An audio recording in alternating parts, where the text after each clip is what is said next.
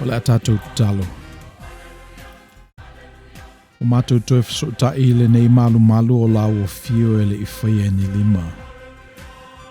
O le mātou prokalama masani i vai aso te tasi. Mātou te tosini ni i na aile winga o le manuia o lau o fio. Na ia mātou lo langa e ni whala, au ni ia me mea. O wala o mātou sa ele ni tausanga fō o mātou savalia. Mātou te le whaia na o i mātou le nei ngā luenga. Le wana fō i wana o se tingi mea.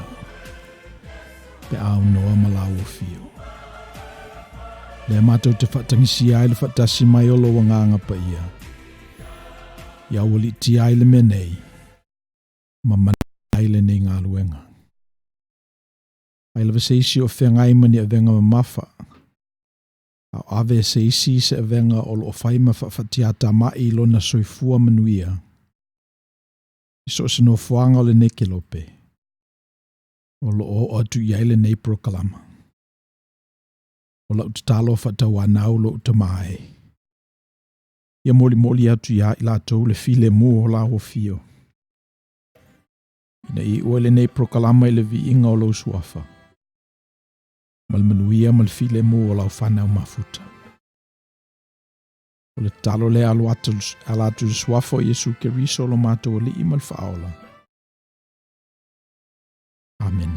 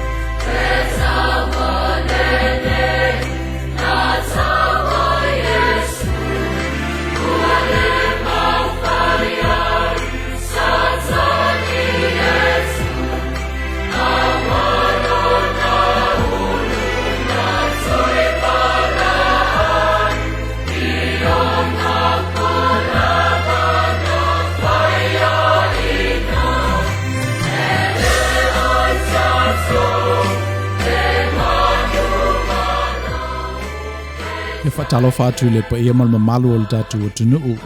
Ia ila tau fo me whaena maua mai le tatu prokalama i le neva yaso ua whaasua whaina o le i o tomanuia. O lo to o ono mispo wena tangaloa o lo whaafuina le tatu prokalama i le neva yaso. I le vale le ma le ungalima ma le si ufafonga le tai au fau Radio Samoa. Talo fatu le pa ia mal mamalu o le tatu o tunuu. Le yaso o mawai atu taluai i la tātou prokalama. Pe ele imwhaiona maua le awanoa e tali e fesili na muli mai ina ua tapuni le tātou prokalama. O le mela ua iloa e pese i ua tumu le Facebook pe ua le ngawhatia o na toi whaau popo nisi wo po ntangata fo i la tātou Facebook live. O le mela lea ua a e se manatu fo i ia i la tō lo whafo ina la tātou malai o lea le a spill over i le YouTube. Mela nā mo i la tō o lo o fia whaalongolongo i la tātou prokalama i le lumana i aluanga i luma o lea ua teipele IT la tātou prokalama i lewa aso mlewa yaso ia o na sasaala ia i i le YouTube o le ia na le sila fia o mal dato tunu ele tau whamatalaina ai a whapea ai te alu le YouTube o na taipla ia o le sufafonga o le tau fau ia o le nai ai ia le dato channel na leo o whasoa o mai ai ia le dato prokalama from here on forward so o le mele nai e whalalalo o tui foi ana o le mausava noa e whasota ia tui matali foi ia nisi fesili na o mai le tatou prokalama I le vaiaso o mawai. So we're now beginning to deploy some of our content on our YouTube channel. So if you'll just just click on YouTube and then subscribe. Hit like and then subscribe and then more important, share it with your friends. Ia o le vaiaso taluai e pei o le mata upu ma le manulauti na tuli au pu e la tatou prokalama le vaiaso o mawai. Whaaitete I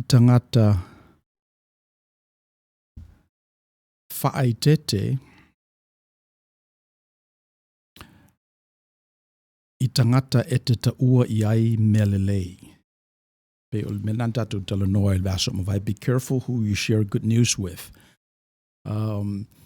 Let's say wa uma sausuenga ua maua mai result ua manuia lau tau mawhainga. Ua ausia o e maka e ta usili inai oe po ua avea I foi oe matangata whapitoa. In other words, you're a person of distinguished status. O le tamoleata po le teine foi o leata.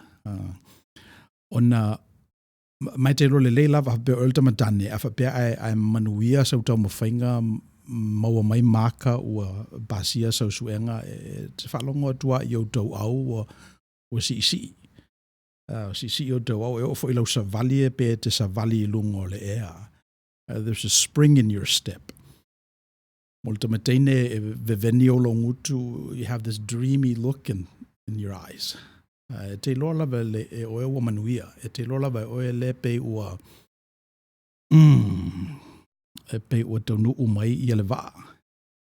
Whamaila tatou prokalama le vaiaso ua mawai. E whaaitete lava. Whaaitete lava o na tau atu I tangata. Se mea le lei o loo tupu ia te oe. O na whamaile le prokalama tatou e o tangata uma e le o whaatufunga ina I le, let's say, I le talia o le manuia.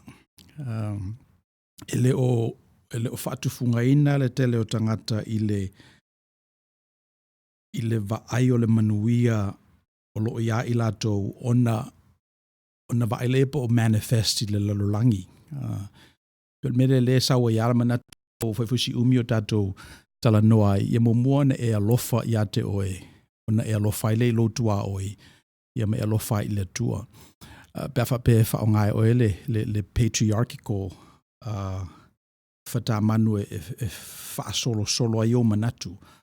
Fa pe o ngai oe le circular yin-yang approach to life. Ia le e fai fatasi umame na e paru fatasi umame na ai palu lava malo mauti noa e te alofa momoa ia oe o na e loaile o na e alofa I lo tua oe o na whengofie ele o na e alofa I le tua e tele ova ai iai. A o le vaiaso ua mawai e peina na lilifa iara tatou tapena I le winga le nao o tangata e pe ele o mawhai momoa o na nofo file mo I le manuia I o le mafu angale na ele o mawhai ai o na appreciate tatou I o. Eisea lai le ta uai I tangata. Eisea whaai te ai oi I tangata te ta uai I melelei. Langa ele o tangata umai fia le manuia. Ele o tangata uma foi e malama I le whawhauina o le manuia. A meise pe a whai e le o se pe a le manuia e sau mai fafo.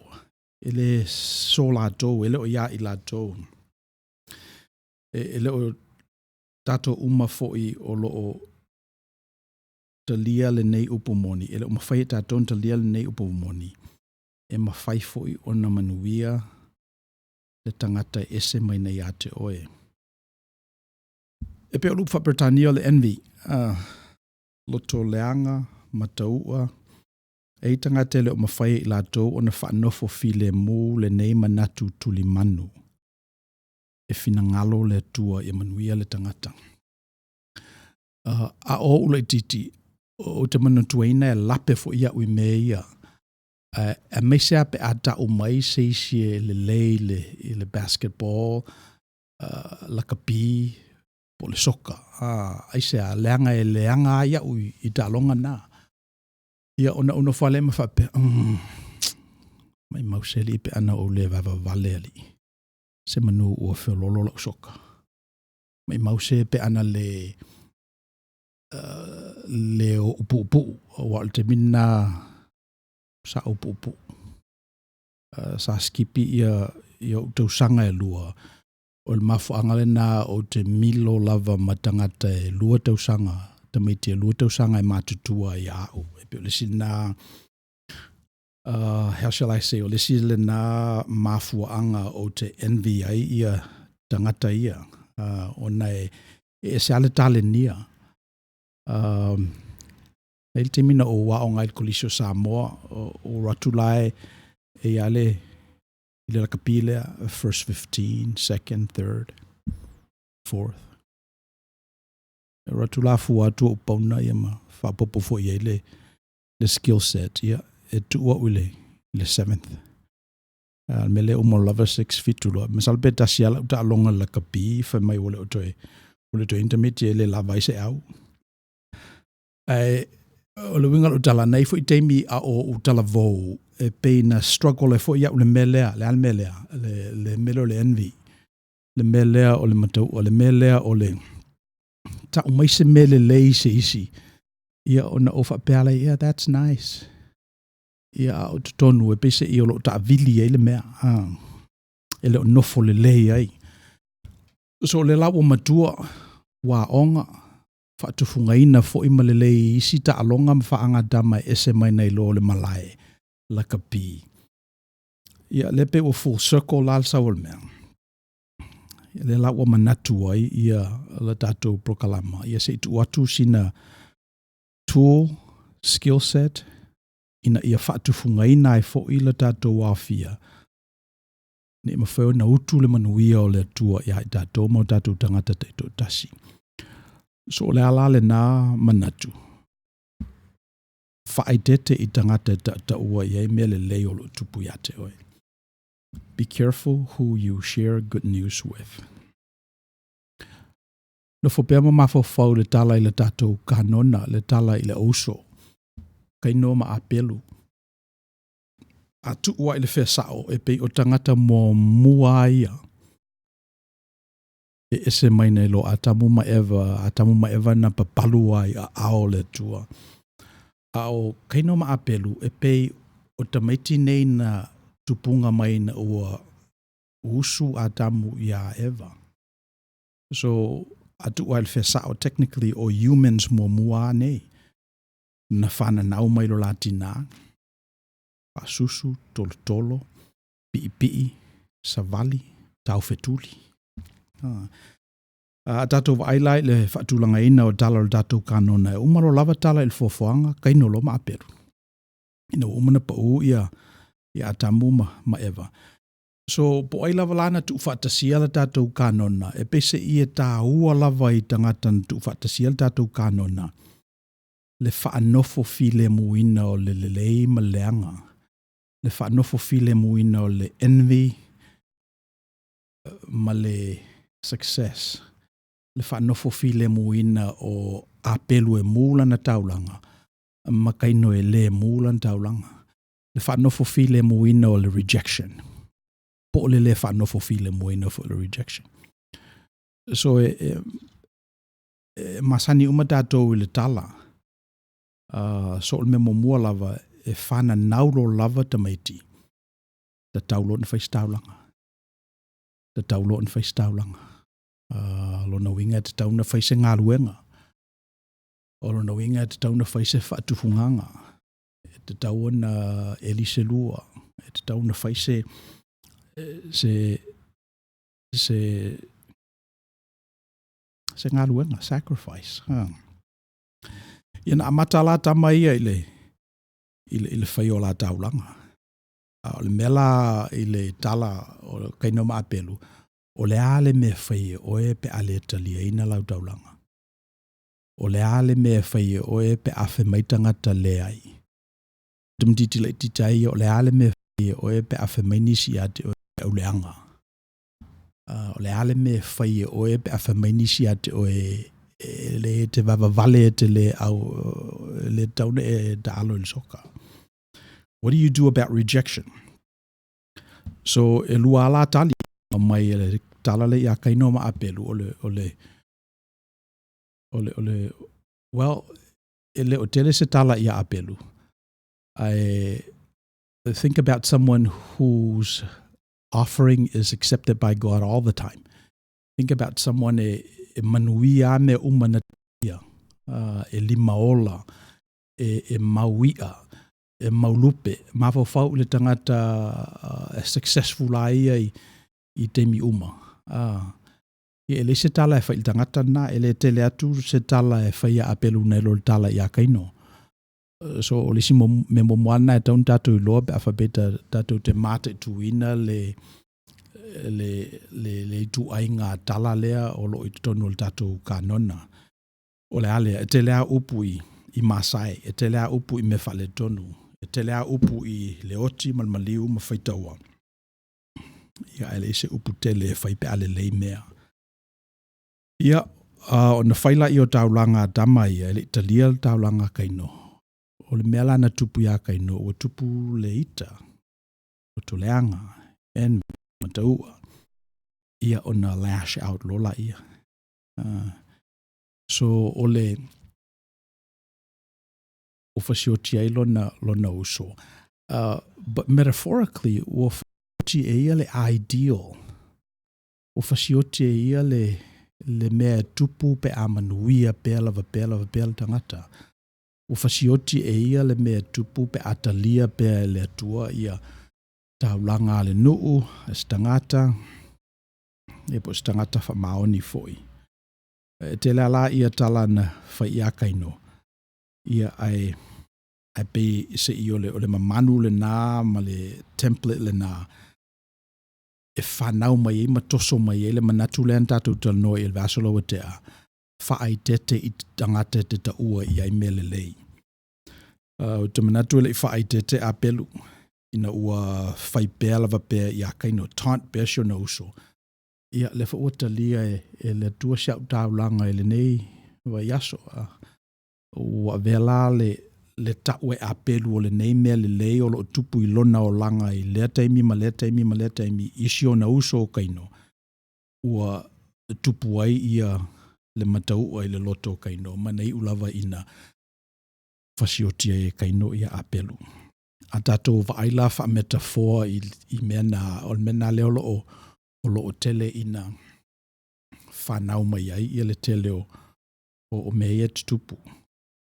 A whapela e matua tala lelei, a whape whaato toa ina, o na whaatufunga ina i tato i le manuia leo le atua, le tu le i o tō manuia. E mawhailawa ia i tato o na whanofo fi le mū le auso lea. E mawhailawa ia i tato o na fō malie le manua o le loto o kaino. Ona o le whaai te o apelu. I tangata e tau i ei mele lei ma whamanuianga le atua o lo i ate ia. So o le whaatufunganga na e tauna maua o mai e tato. Ai sana talia i le atua le taulanga a Peru, ai le talia le taulanga a kaino, o le tali o te leiloa. Na o le tua lava mawhai o na tali le nei fasili.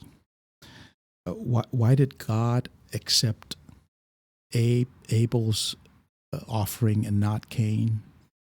I don't know. Only God knows. Fasili ai seana tau ia ia le atua le angasala kaino ia te ia. Tali e sili atu ona mafa le tau ina maua e kaino ina ua fasioti I lona uso. Na ilo se isi tau I o lana sala. No fupea ma o mafo faulo loto I le engagement le na le atua ma kaino. Ua saunei le atua. Ua fesili I a kaino po fea o yeilo na uso a pelu. Ona whamaile o kaino, o ia te fesili ma ia te o ea, am I my brother's keeper, o ea o te wa aialo uso. Ia o le tali o le fesili na ioe. O ea te taune e wa aialo uso. Ai o le whatausi usi unga la o le whanga tuanga le atua ma kaino. Pese I whamaile atua evil lurks outside the door. E te leta walue e sa ili ia le leanga o le nai fafo au le whaitutoa. O le temiro lava e te talaina I le whaitutoa ma whauru fale. Ia le ti Apollo whauru fale le evil. O le whamela I o le ngangana e peru o na peila ia lu te wheusuai. Lu te wheusuai ma le. It's almost like a sexual context. Lua te wheusuai ma le te volo, ma le evil. O na whanau meela I o sisi mea. E san mane fo I o le whamatalaina le ngana e peru o le whanga tuale na a kaino ma le o lo leanga. Ua tu mai e le melea. So for mai le tu e te leta walu I. E te le o e te talaina le whaitutoa. Evil is just outside your door. O e lava I lo o tua o le ti Apollo I tutonu. O le ti Apollo aia. E sa wai e no foi fafo. O le tūlanga le nā o le ti Apollo. O le tūlanga le nā o le ngata. E le mawhaia o na sau tutonu se vanga nā o e te talaina le whaitutoa. Se vanga nā o e Marcel Salo. Se vanga nā o e engagina. So e pe o le siale mea e ta wan whaitete ia I e tātou mtātou I lo foi. E whapele winga o le taua leo o whai le vā o le lei ma leanga. O leanga ia no foi fafo. A le teimiro lava tātou te whaauru whaleina ai ia le leanga I tutonu. Ia ona ese rola I o le me whanau mai. O te vai pe nai a tātou tāule le e o le taua o nau maila ia o safai le PTSD. Ona o mea ua vaai iai. Ona ua lato tango fia ia le te moni, ma le manifestation o le te moni fafo I mea o lo o whai e taua. O le mafu angal nā pe e safai le tangata I le post-traumatic stress, PTSD, post-traumatic stress disease syndrome. Nai tamanana fo I mai le tau I Afghanistan ma Iraq, lua tolu far tours. E pei o le mea le nā e le o mawhaia I latou o na wha nofo how evil people can get. E tau pai la tātou mataupu I le vaso nei mataupu le tala noi nei I le vaso lau tea I le unless we recognize the evil in us e le mawhai tātou o na o I le ana o lo nofo ai le leanga ma tātou sao mai le pisio I tātou se vanga nā o recognize tātou le leanga I tutonu. So a lot of these kids that are suffering from PTSD, they went in naive, not thinking that any human person is capable of doing the atrocities that are committed on the battlegrounds and the battlefields. So o le melnai a tonu e tonu whaatufunga ina o mai tātou. Tangai I mele leo lo tutupu, ia o na whaai tete la ia I tangata tātou te tau I emelelei. Let's take a break. Se tātou pese lea e vira i on tatou toe fo i mai le whaawau tatou talanoanga.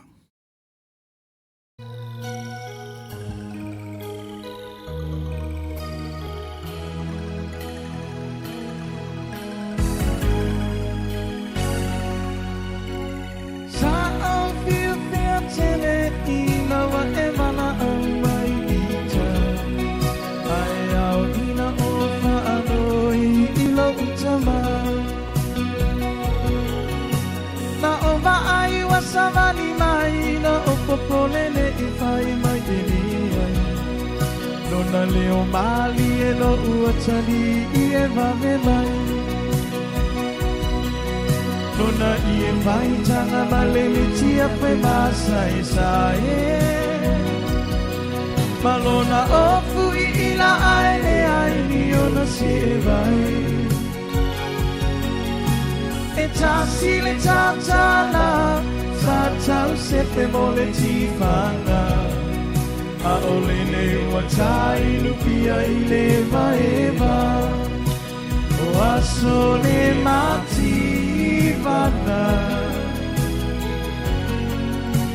O asole mativana Afai ai tamasali ai O asole mativana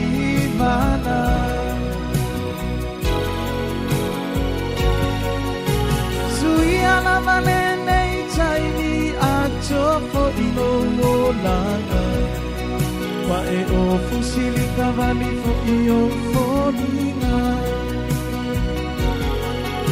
O se e vai muli umi e te wa ela ai se atumauna Wavali fo ino ulune ino arua e matua Ai ua ngalo ia te o ene a matanga Na o walu atua yo e sulu ile tingitanga E tasile I e lava lava e sulu ile vai e so atua A olene ua e anu anu mai a ita O asole mativana O asole mativana A pai ai tamasani ai O asole mativana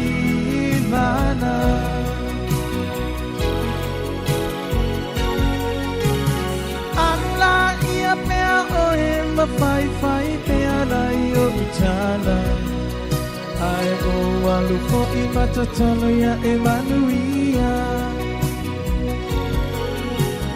Tu sapei ui pea o te inu pea I nei mea tinga Ai le umai o le alofa o si nei tama O asole mativana O asole mativana A fai ai tamasani ai O asole mativana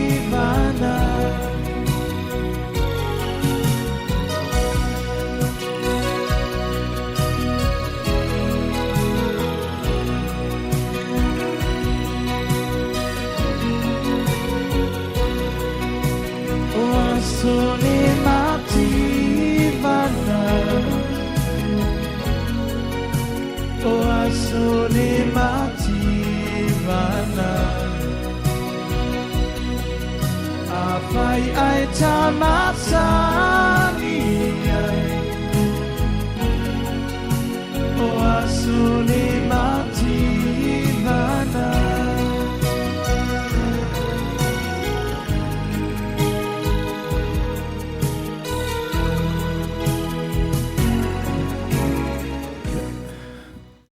Ia, talo whātu le tatou tunu o lom whaina mō me le tatou prokalama I neva yaso o le o tō manuia lo tu sa autul dato fale fasalau i Long Beach, California, United States of America, le vale le ma le si ufonga o le tai fo Radio Samoa. O le sila mata upu na tala noina taluai. O le whaama maina o lo loto. Pene ise fesili e whawhewhea o na whaama maina lo loto. Ia o na avatuala i o nai manatu foi ai una fo mo to mavo fo o mafuanga na tu la fono o mafuanga na o tu la fono e tau mawhai e te tai lo loto ina ia manatu ise mea e tasi e pe ona whamai e Soren Kierkegaard i le vaso o mawai.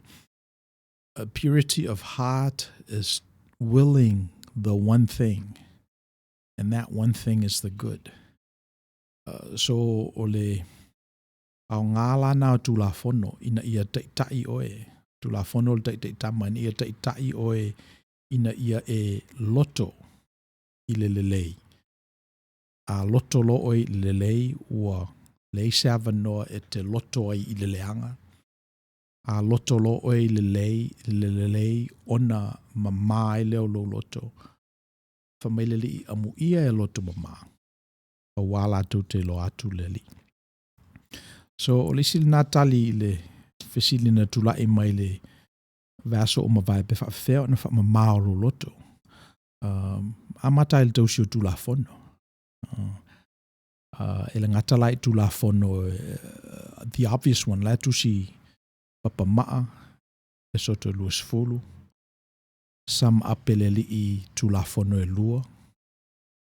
Ie lofa i le tua, ie lofa i lo tua oi. Peone e lofa i ate oe.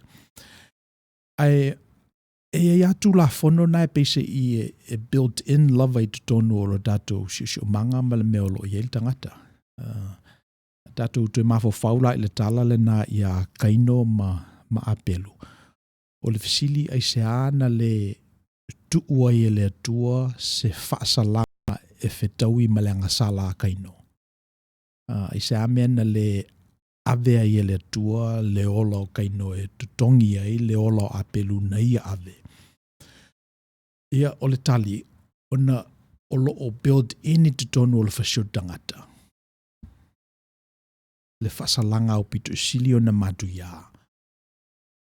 E se mai nei lo le fasala o ia i le fasalanga na ia fasala ina ai nisi.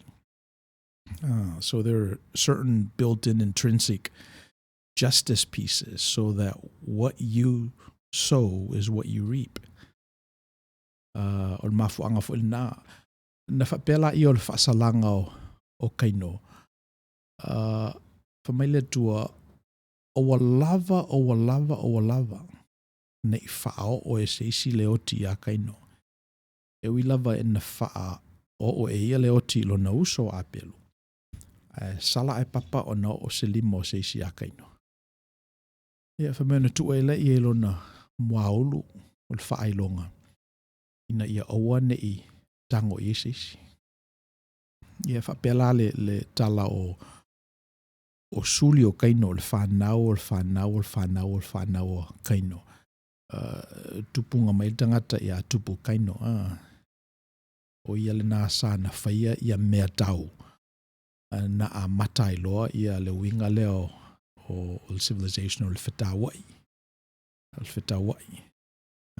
E peo le o te le lope i se ana le ave se a ia le tua ia le olo kaino. E whe mai kaino ua sili atu le whasalanga o mai ia te au. Nei lo le whasalanga pe ana se i whasiotia ue suia i lo uso. Ia o le silna me e te tauana o na tātou i loa e iai ia whasalanga. E tu la fono a whapea e soli e tātou o lo na whasalanga lava o lo i tutonu o le soli ina o le tu la fono. Pe whala le melena ta ue i tau le eia fo i mail taua, PTSD. E sa whalato i le maile nā o le ele o mawhai ona nofo le leilo lato mauli ona o lato mea na whai isi. na fasiotiro lava e kaino lo na uso apelu. Ele ito e fo I lava. Ele ito e fo I lava lo na mauli ma lo na nganga I le tūlanga na ia I le amatanga. Ia le ngatala na atato wa aia I le awhai o tangata na o le 5% o le population e safal mena. Il nawa I taimi na o tō lua la ua. So, ele manatu ana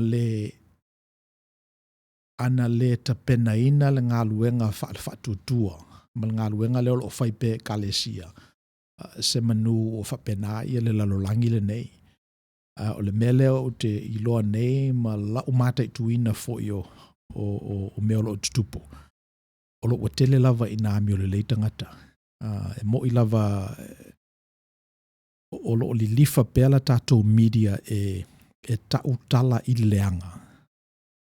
O le pomoni lava e titi atu tala na I lo tala I le manuia o tangata. Maafe la wha I o tangata o lo maua nei le ele tise. O lo wha apopo I le tausanga ma le tausanga. Si I foi ia le tūlanga o le tamao ainga around the globe. I le United Nations mai lato o lo mata I tuina ia metrics na. So o lo wa manatu o lo si I pela vailunga. Ia le amio le leo tangata. E le o tele ni tangata e tupunga mai a kaino.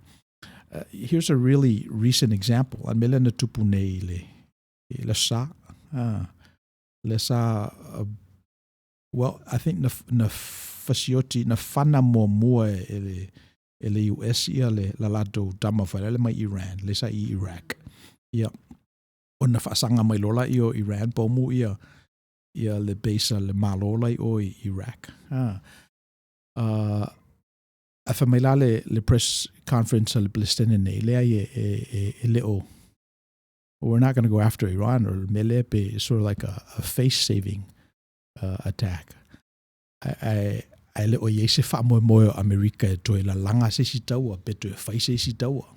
Pe whaasanga tau ia Iran o na la lato mele na whai isfurulima ia missiles ia na launch. Ia ai leise si na whai nai. O le mela o wha mela o wha matalaina o le mele na o le alavala o lo li lifa tātou I le lelei.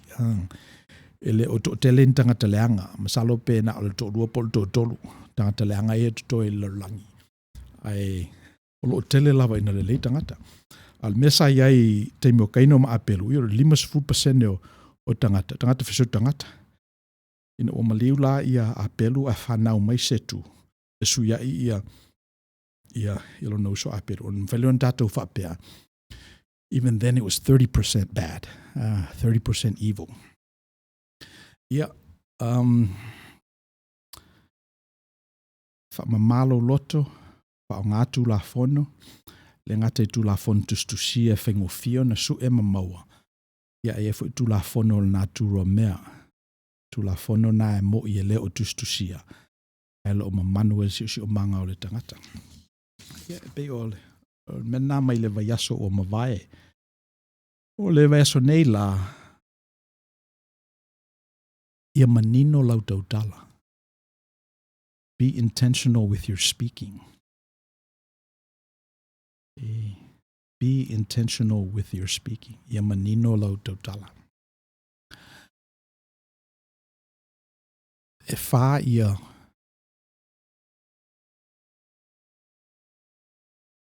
Gospels. Mataio e pese ia tusia nga I le tangata Israelu o loile diaspora. Lo ofia malama lama I le ngā luenga Yesu Kiriso. Mareko e pese ia tele lava I tala I mena whaia le li. Luka o lana approach e pe approach mai le biological sociology pāto le ministry le li. O Ioane, pese ia moli mau I le winga whaaleanganga o le Keriso. Mai amata lava la upu o le apostolo o Ioane le tau o le upu. Loko. Me peo inae e whaavai mai ele manatu lea e te tau a ona manino lau tautala. E te tau ona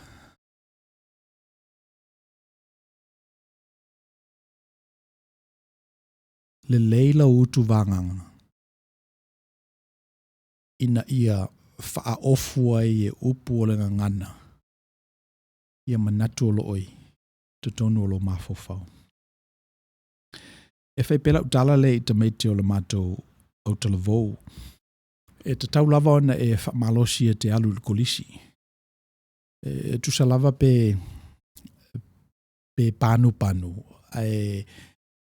O te mana o lava ia o te wō kolisi. Langa e iaile me tupu pe a e se maunga maualunga. E se alo na wha tufunganga. Tusa pe fitu tausanga o e tau ae. Pe se furu tausanga o e ae. The fact that you're climbing the mountain, that's a gift in itself. So, o mea lae o te whai ia mātou tala vau e tauna whai. O me mo muala ve tauna whai e o e tauna e masani e whai tau. O le mele o le university, o le kolisi. O le whātau sanga lea ua atowhaina. E te nofo ai ma whai tau. Whai tau tusi, whai tau manatu. Whai tau tō whamanino, whai tau biographies, whai tau ina ia wha lautele ina, ia lo i lo leo langa o lai tātou. Melo no dua, mafau. Ele ngata ina whai tau ma mafau ina ia e malama lama ai. Oana na whai tau, tauna whai tau ma malama lama. So, read and also think. O melon tolu ra tusi right. Mafo angal nai o tele lavo assignments e tauna tusi. O le toe whaangaina ni penny a wata ia laptops e tamaiti nei foi vai tupulanga. Ai umalo na whaitau, mafo fau, tusi. Ia ona whaaleo lola ia. E tauna mawhai e oe ona whaaleo. Tauna mawhai e oe ona whaao ngā upu e wha ofu ni manatu. Manatu na e whaitawina mai au whaitau ngā tusi. Manatu na e mafauwina. Ina ua tala noa o manatu. Era manatu o tusi tala. Ia ma meolo o tusi o ilalo. So, o le manu lau tila tātou le vai asol nei. Ia manino lau tautala. So, after you read, you think, you write, and you articulate. And we are saying that you have to be intentional in your speaking, in your articulation. So, o le manatu nā mo tātou. A tātou mawhau nei le tāua o le upu. E ngā ruenga lava o le fōwhoanga e lua tala i le kenese i le fōwhoina le tua o le lalolangi, o le kenese mua, o le na fōwhoina le tua le lalolangi i lana upu. I lana upu. Whetala iatu ia malamalama o na malamalama i lea. So e tāua lava lale le manino o le tautala. E tāua le lava o la utu vangana. Ina ia mawhai ai o na whaao ngāe o e upu. E mori atua i ni manu lau tio lo iate oe. Mira, let's go to a break. E datu fsili. O le ifel datu a break. O le ale winga upu mauli. O se upu winga tutusa. Okay. So o le mauli o lau whaasamoina le nā o le soul. Le soul o tangata. Le mea whaelele le ola pēa lava pēa. A oti le tangata na whesiri la ia o tamaiti. O whea walu i e grandpa. E o na whaiatu lera whewhi au. Well, o na tino le i. E a lo na nganga. Lo na mauli. Wai a ao le tua. So e pe o le si nā upu e tai tutu samal mauli. Tangi o le ofisini mai tangi Tommy Nusi. po le ale wingo le upu mauli whaftai mo le fasili a tonu e whanise le o malamalama a le o ato le sifuru valu ia vai aso o whao ngā le upu. Ai o le mauli e pese i o le mea le nae e ola pea lava pea. Ele o te le o mautinoa a o mea ana o whaalongo ai e whame e ele tala tu ua Samoa e a oti le tangata i o na alula i ai polo na nganga, polo na mauli i se meo sa vai i nofo ai. Se tau mawaina i tau sanga i ona pēla tātou tala tu se o mai foi ia fuelo lo le tātou tunu e la lafo i le tāua o le mauli lona whaamatala ina ia po o whea foi le mena nofo ai. Ona ia e pe o stali pupu atu le ia tangi atu saimalo fasili. Mana ia fasili tangi, keep up the questions coming. A tātou pese lea. Ia tātou te mafuta le lesi tu.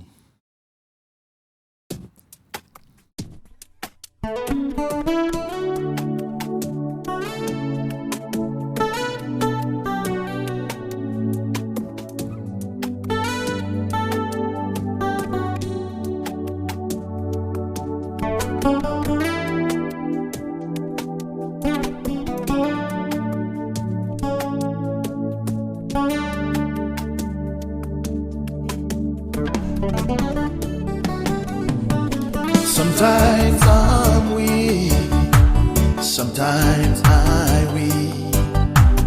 Through the spiritual, while I fight for Jesus evermore. But I'll never give up, even the sun will come down. I'll still stick by you, Lord, to prevent me when I'm warm. Sometimes I'm weak, sometimes I weak. Through the spiritual, while I fight for Jesus evermore. But I'll never give up, even the sun will come down.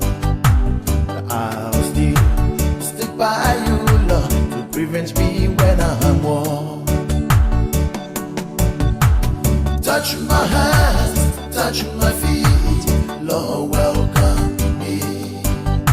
Speak in my heart and open my eyes, you can see everything.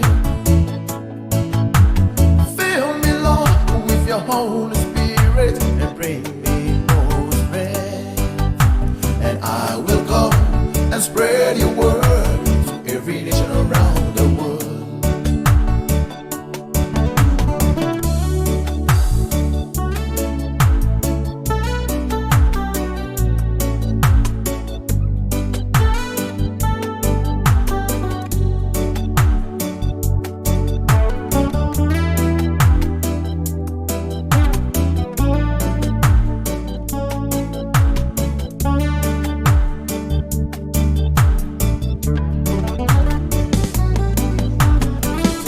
Te vai vai ai, se tai mi o te malo ai, a o tawe fa ale nganga, o Yesu lo ku fa o la tanga,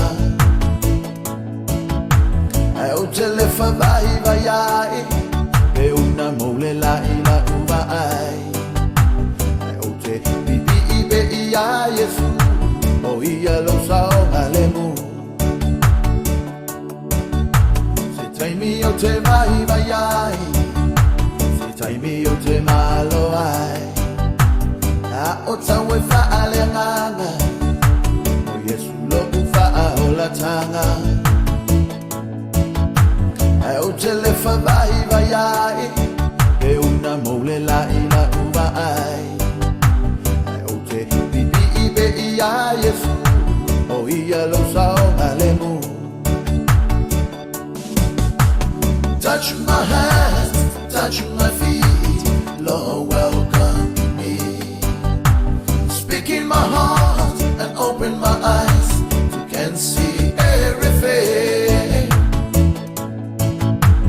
Fill me, Lord, with your Holy Spirit and bring me more strength.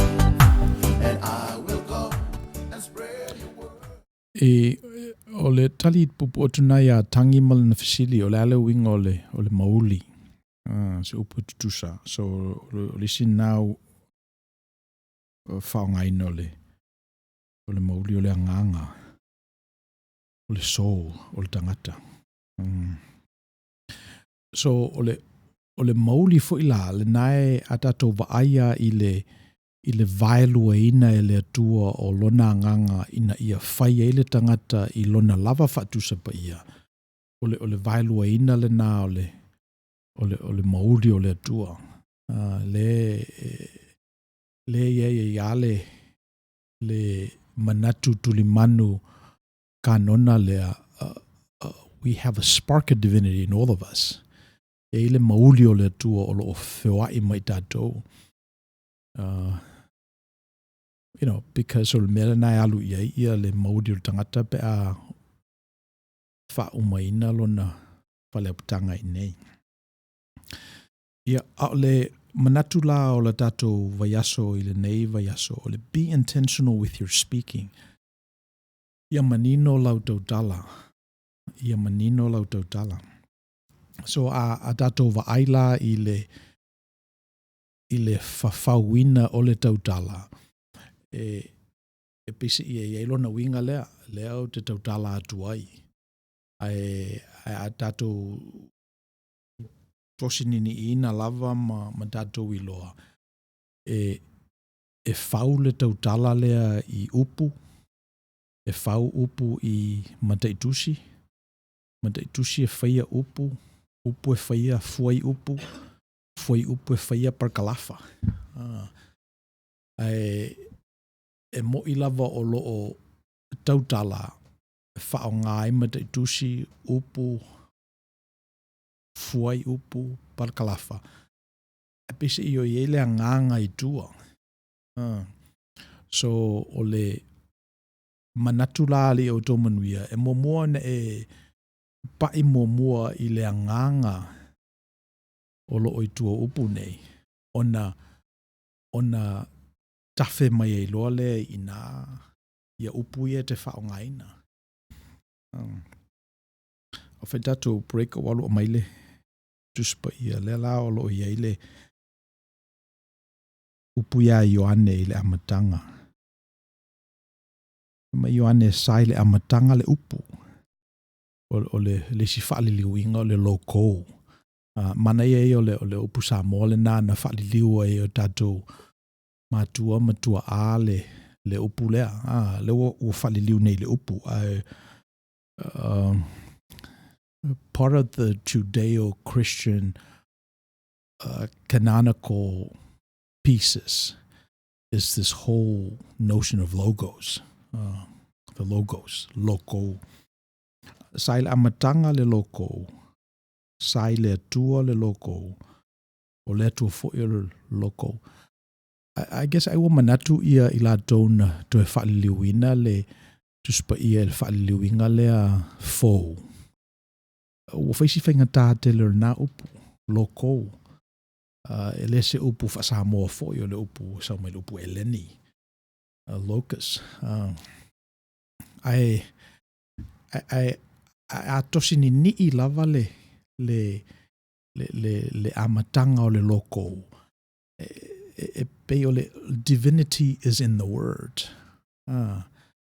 Ina ua fetala yatu ia le tua ia malamalama ia ona malamalama i lea o le lalorangi le amatanga.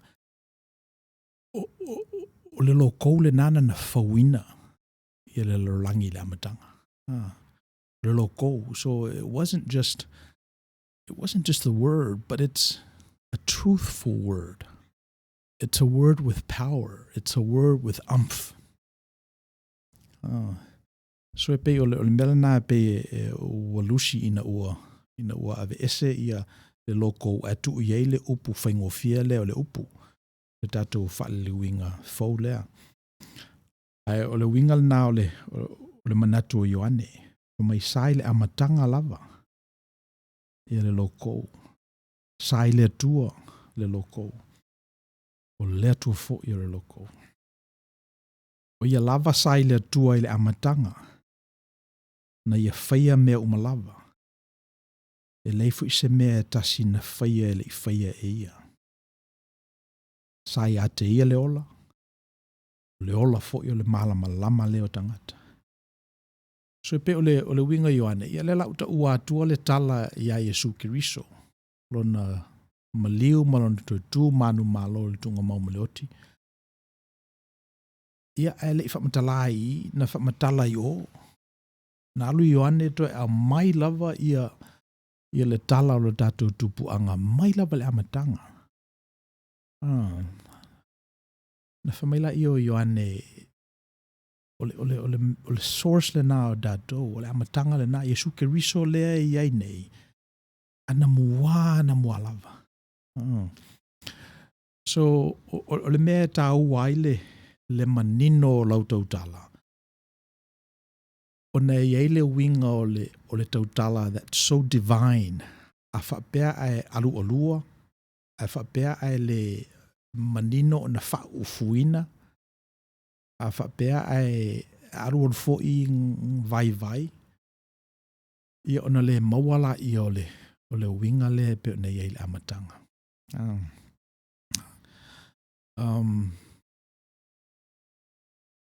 Tautala is part of the entire art form called communication.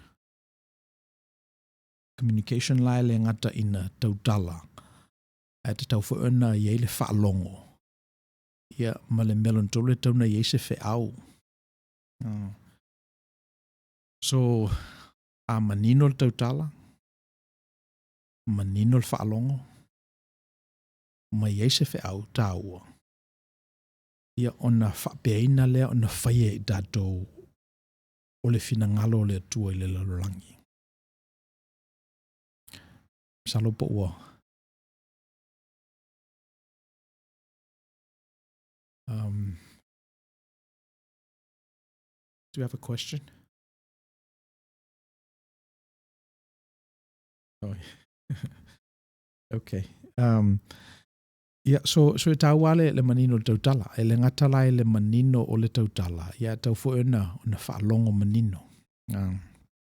Whaalongo manino. Ia, ma whaalongo mo se wheau. Oa, lisi nā mea. E tangata na o na tautala lawa. Ia, e le manino. E tau safai fo iau. Oa, o iste mea tele mea le mawhawhau. Ia pangale le o lava le utuwanga nei. E wha upu ai ia mea ia mawhawhau ai. Oa, pe mena mana ia e fo i le wha anlongo manino mai. Ai ese. Se mea lo malamala mai. Ia na pesi di mai fo i le se. Tau mawhai ese vai. So, ona whamaila i o Ioane, ua pupula mai fo i le malamalama i le pōliuli. E le imanu malo i le pōliuli. So e pei o le winga lea o le atua, o le winga le nei o le lokou, o le winga le nei o Keriso, o le ale winga, e malamalama. O pupula mai fo i le malamalama i le pōliuli, e le imanu malo i le pōliuli. O le si le mea e se le fia mana o mia ai o le whaatuatua. O nei, o le tele o tātou, e pei e whaatuatua ngō fie i mea tātou te malamalama ai. E whaingo fie o na tātou talitonuina ni mea iaini whaamaoninga. E whaingo fie o na tātou malamalama i me mawhaiona tātou i loa ma talia ngofie. A ole whatuatua, e peise i e yelo na winga le nae e mawhai lava o na e malamalama. Tusa lava po le a, le pongi sā ma le pōliuli o lo iai. Ma a ia te oelo lava la le whatuatua lea. Ia e le mawhai ona manu malo le pōliuli ate oe. Malama e pe ona malama le loko i le amatanga. Ia whapena whai ona malama manuia oe. Na uina mai le tangata mai le tua o Ioane lona ingoa. Sau o ia o le moli mau. Ina ia moli mau i le malama. Ina ia whatutua ia i o tangata umalava ia te ia. Ele o le malama ia. O sau o ia ina ia moli mau i le lava malama. So e pese i o ina le prakalafa nana tala noa ai Ioane i tangata. E pese i ua manatu latou o Ioane le malama. So le nana whai atua ia Ioane Baptiso lea. Whai atua Ioane lea ia le oa o le malama. So e pese i o lo iei le winga wha metafoa i le whaitau lea. O lea le metafoa. E le o le nā a o le la. E le o se mea o lo e iloa. A o se mea te le iloa ina. E le o se mea tuai ua e masani ai. A o se mea fau. Whato awa aia. E pe o le winga le nā o le lokou, le winga le nā o le upu, o le winga le nā o le atua malona manuia. E le se mea e te taunu atu iai, o lo o whaatali mai ona e mautinoa le iai, a o se mea e te i ite iai, e pe te arusolo muli iai, e te peilava o le scientific discovery le o le Higgs boson, le fuinta uai vai aso o mawai. E whato a mo i lava ina ua ia te oel whaatutua. Whato a tino mai lava ina ua e talitonu. E pe o lesi leo winga o le tātou whaatutuanga. A whapea lava tātou te whaalango i mea ua tātou wa aia mai loa, ma ua mautinoa. Ia, o te manatu ele whiamana o mia e tātou se whaatutua. O le teimilo lava e tātou te whaale tonu ai. O le teimilo lava e ti ngā elo i tū. Teimilo lava e o mai ate o e pangatia ma pupuanga. Ia, o na manatu role o i se isi mea e ese mai nei lo le mea masani ai. One of the things I'm discovering about our faith is that it has this precondition that we have to have this mystery, this future that's open, this thing that's yet to be. We have to presuppose that. We have to have that condition. So ole mele ole fiamana ole tangata e malama ato toa I mea mai eni tali o fesili ma me umana. Ia o te manatu e leo sapsapaia e le tuspaia le mena. A whapefo e sapsapaia e le tuspaia. Ona ua whapeaina ona tātou whaitawina o lana fionga. Ai atu ulava I le fionga o la le atua. O lo o whaali mai pēa, ma tatala mai pēa rona finangalo. I le taimi ma le taimi. E tusa ma le laa o lo I e tātou. E le o mai e le atua se mea e te le atu e le mwhai e tātou ona malama. Ai a mai lava e le li I le mea ai e te tau ma le aso. E whetau I lava mo I tātou. So, lesi nā winga o le tātou whatutuanga. E iei lona winga mate, lona winga I ite, lona winga e le I o I ai. Lona winga o te le I vaai I ai mua. Ia, te la lau tangata e pe e le o nofo file mu le melna e whimna o ani tali. E mana o lava e whaiatu se whatonunga. E mana o lava ia tu sao atu. Rev, au e te ta milo wa pena, ta usao mai pole ale me te le malie ai. Ia, e le wa pena le winga. E le wa pena le winga o le whatutuanga lea. Na o na tātou whaonga ina o le tuspa ia, ma le soifua, ma le olo ke riso. Ia, e ilo manatu o lo te le mano noa I le fina ngalo o le tua. I le meolo I el tata. O le ngol tātou prokalama, ia o tō manuia. O le precondition la o le manuia le na whaavae mai le lo kou o le atua, o lo o ia te oe, o lo o ia te au, o lo o ia i tātou uma. O le whaatufunga ina la o le tātou prokalama nei, ina ia mawhai lava o na la langa tāleni a le atua o lo ia te oe. A tonu e eise tāleni a le atua o lo ia te oe e mana mia le whaatupu, le whaola, ia. O le mena taun whai. E tangata o lo o ngā lulua i ngā luenga e lea te tauanto e ngā lulua ai. Aisea, langa ele o sa o loto lato mauli o lo o ngā lemu ia le telefo i o mea e te tauana lato whaia o lato le whaia. Ona o tulafono e whai ngā ruenga. So e pei o le whautuanga, ia se toi tanga i te toa. Pele o te tau e ona whai se swinga. Ia, fisoswani mai ia, suefuina i, si fisoswani whaale lava mo le upu mauri, ok, pei lava o nisi upua lo tatonga ngana e iailo na i tu whaalo. Le mauli la e pei sa ave ai le whaalo e finangalo pa ia o le atua. O na solo mai lava lea pei ua whao ngā tele i se tō whaalo loto mai le loto o le tangata. Wala mai elo na finangalo i me mafofau i ai ma whaaleo mai ai o na manatu. Na o se whaasoa vai. O le mauli la o se e pei e ave e whaalo le finangalo le atua. Ok, ia mana i fwt whaasoa a sue fuena. E pei o le mauli o le finangalo, le upwhaaloalo e ave le finangalo pa ia o le atua. Ia.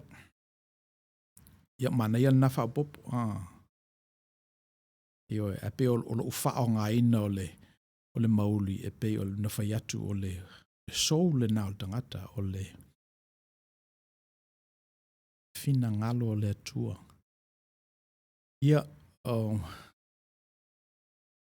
e pei e almanatu vai ali i automanuia o lo o tofu maua umai tātou le finangalo le tua. Tō e le ato toa, le angai le o tātou o ni atua. Ai o lo i eisina, how shall I say, sina fasi finangalo. Pe o le manatu le na e wha vai e le wha o ngaino le mauli e whai masou. So e le se finangalo le tua e se mai nei lo le manatu o le tangata o lo o toso mai finangalo whaavae o le tua. Ia wai ta wan whaifisili o fea e sa wel tangata. O fea e sa wel tangata. Ia ta wana na lata le tātou tali e sa ule tangata mai le finangalo o le tua. E whaavae o tātou tangata i le finangalo le tua. Ia, mana ia le sosani e sufuina. Ia, let's see. O tātou manatu neva yaso be intentional with your speaking. Ia manino lau tautala. Ia, wafu ila so a whaongala e tātou le upu. E suia i le loko. O na fast forward la i le tātou upu e whai, so a whape whai sa tātou folanga. Ia o tātou e amata i le tolu. Ia o na tataula ia e tātou o na whaatino le amata o tātou i le tolu. Mena e tāua ia le tau le upumoni. Tell the truth. Yeah, but who knows the truth? Listen na me maale ale ia ia konesepi ia ma tofa manino ia. I mean, who knows the truth? But at least don't lie.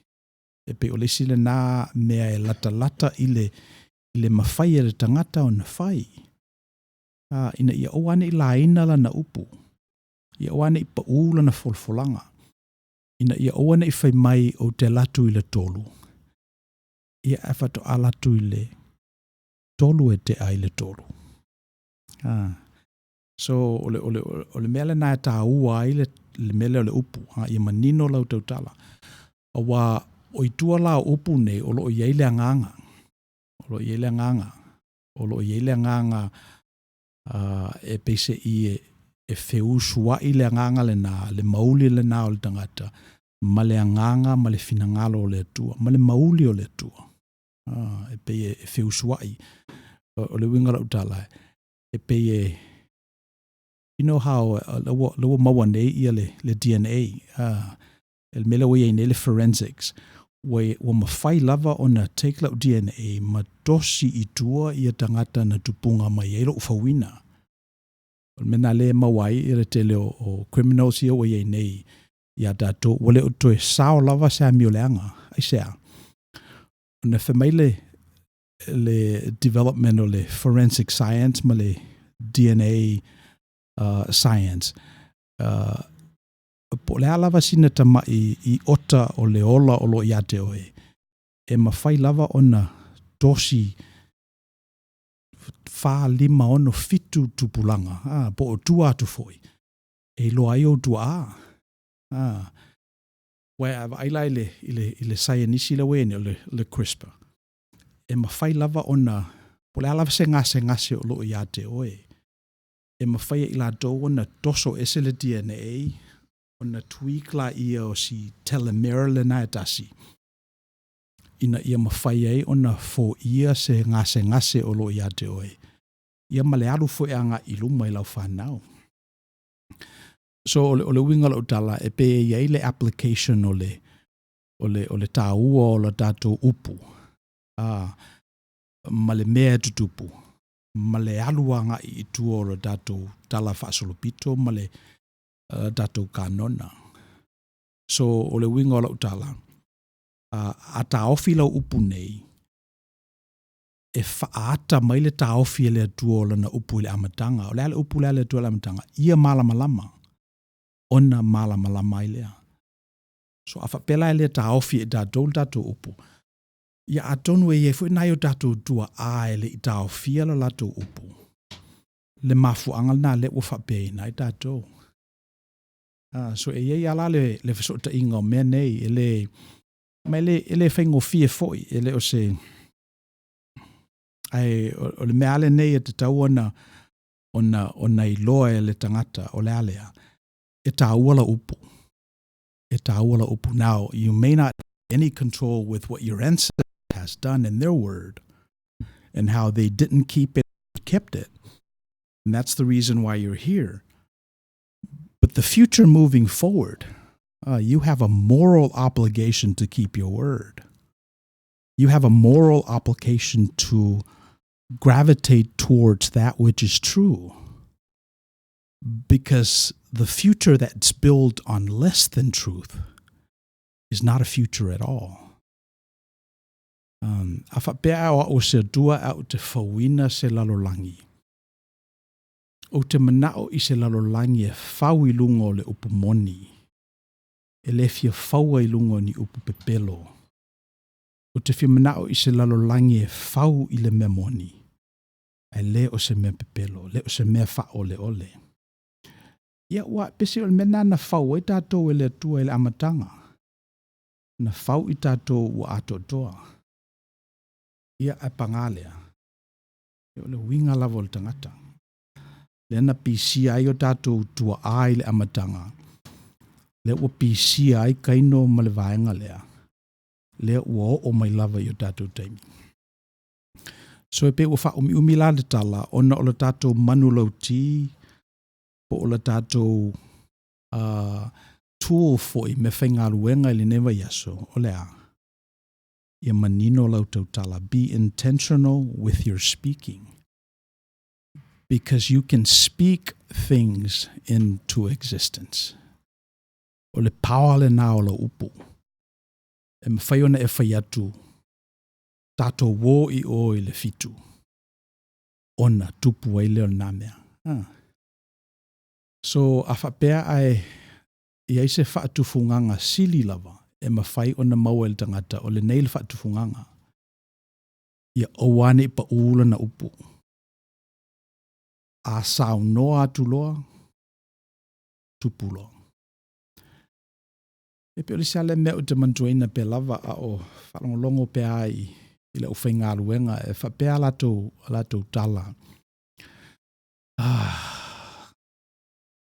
Tamasasa o a ia so la mai malua. Tama naso le li e tautala tasi lava. Lato upu e tutuma tau whetuli e tangata. Io e pese i o le whanau naunga le nā i se taitai e whapeaina ona whai. Se taitai e le pa usa na upu. E le pa usa na whamatalanga. E le ngao fo ia na whamatalanga. Ia e lalo manatu e le whengofia whapena. E lo manatu e le whengofia whapena le upu a le atua. Moa waia. A tonu monisi e manino. O la wasa vali fo i ele whapeaina le finangalo le tua. Ai se alanga o le finangalo le tua e umi e yeilona winga e pe e tuai mai e whai mai lava. Le whalinga nana ilo e sapakuka. Tu sa pe whatuai mai whatali pe i ai. Awai ulava in taunu.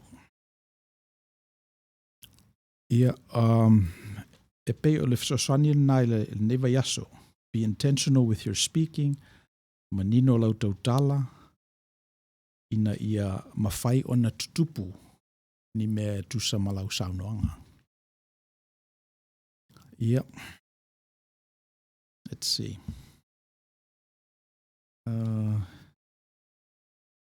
Whaila mātou ufui lotu le vai aso o mawai. Telefoi ana i uso na tutula e fo moli mau. Al meu o maita wina o le tolus fupasene o i latou na tutulai.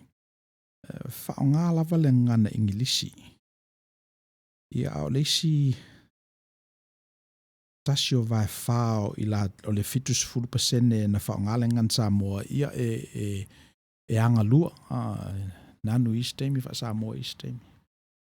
So atu la i le tu whatasinga wha matematika.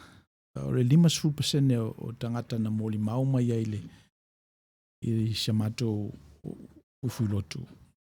Malamalama i le ngana Peritania, ma whao ngā fo i le ngana Peritania. So o whaaswa ina atu la le melena ina ia sila fia e fo i le tatou atunu ufo i lo whaalongolongo mai ia se data point i o lo tupu i nei o na e pese i o le ngalu leo lo o whea ngai mai mātou o lo tau mawhai e tapena ni malai e utu e la tātou ngangana. Ia ele ngata fo i nā o le whaafeu suai ia la tātou ngangana o lo o whaofui nai manatu mai la tātou fo i atunu. Ia malenga ngana papalangi o lo whaofui nai fo i la tātou to whamanino. Pei o le mena leo lo o whea ngai ma tātou. Ai mana ia mori maua tangata fo i sa tele le loi mata malingi pe o le sina mena maita wina i la matou ufui lotu. It was almost like a therapy session for i mo tangata. E ono fo le ma te maho fau pe e whapeina le winga o tapo inga lea. Tapo inga ia i le amatanga mali ungo le tausanga. E pe e tō manatu el tangata.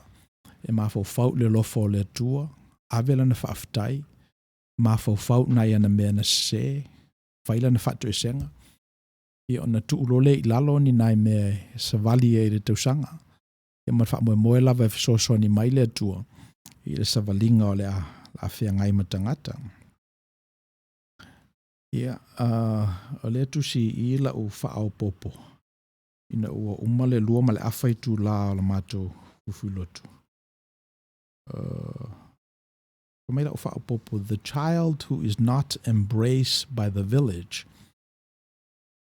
will burn it down to feel its warmth, It's an African proverb. Peila o wala ona tupu le manatu le iao. Ona o la utilo la le statistics ia. Ona o whapea le pele te tau ea ona whawheloa i le tupulanga lea le millennial lalo vao alo tatu o tunu. Le 30% e whaongaina le ngana ingilisi. Ia, ai le avesea ia le manatu i tua atu upu ia, o le al manatu. Le tāua o le tatu whaia whaalelei o tupulanga. Le tāua o le tatu vaai tupulanga lalo vao al tatu. Le tāua o le tatu whaauru whaleina ma au mai tutonu ta maiti nei. Mo le whawina o tatu nuu mai kalesia le rumanai. A child that is not embraced by the village will burn it down to feel its warmth. Ia wa lesi mea leo o mata tuina pe lava. O whilolo fo lava ia na ialo ma whanau o le tatu tunu. E pe ele o toi mawhaiona toi foi i ainga Samoa. Ia pangale ele o talia ina foi la tau ele aturulunga ma le dominant society.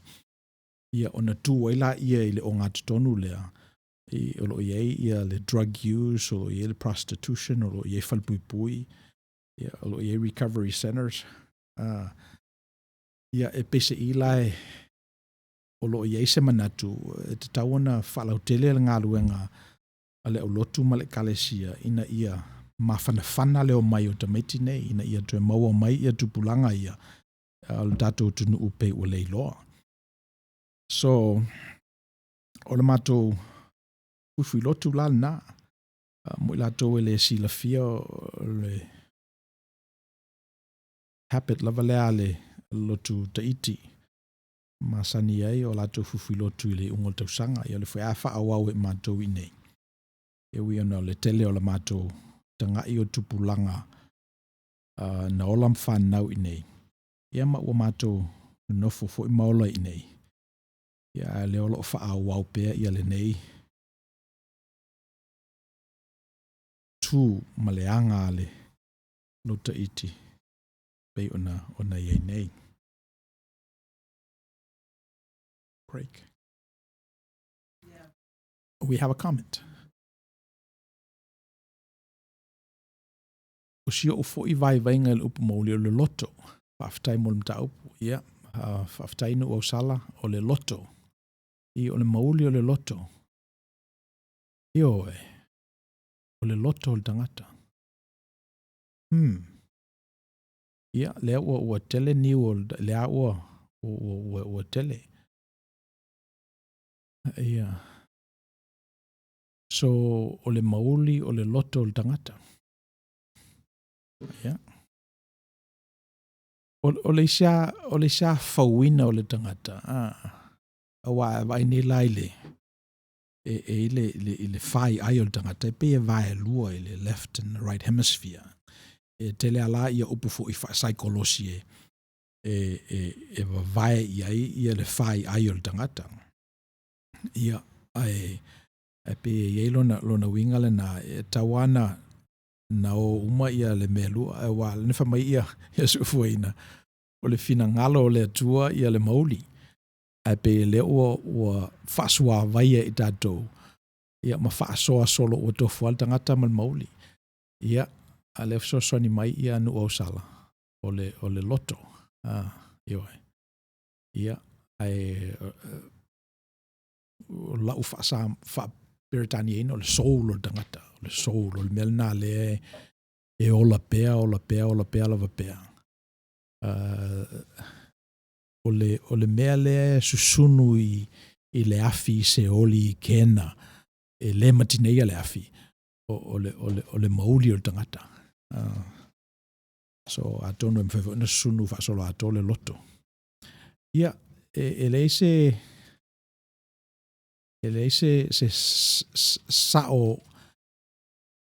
sao a tidi le ma fautuaina. Wafo ese o nai mea lava e whetau I ma tatou. Wai o le sina mele o te lei tau o mwhawai inga. O le fina ngalo al tangata ia e sao ia. O te le o iloa nisi sa tatu whateita ia foi ia. Sa tatu whateita ia foi ia la auna i tausanga o mawai. Sa tele le toto masaa. Le a ua ia le teknolosi e pena whai atu e le mawhai ana to e whaalongo seisi i se mea e le o to e whitau i maia. A pese i o le sinala au tuai lava o lo whai ama whaonga e tangata. O le alea. O le whamaia e la tōu i e sao. Sao le mawhautua ina. Sao le mawhautua ina. O le winga lau talai. Sao fo ia i o tātou teimi. Ia e punitia i le aluanga i luma isi teimi. A mese le luma nai o le atua e le umana tusi. Wa o le luma nai la o le atua a e awai ai i lona tusi ina. Ia o le melana e mawhaiona o na whao ngā ia manatu o loo ia o e tusi ina le luma nai le na. Ia. Ira si tāma i statu pesen na se iwa vai ai foe. Next song is a Psalm 1 number, meaning we should give our lives to Jesus because He's the only one who can save us.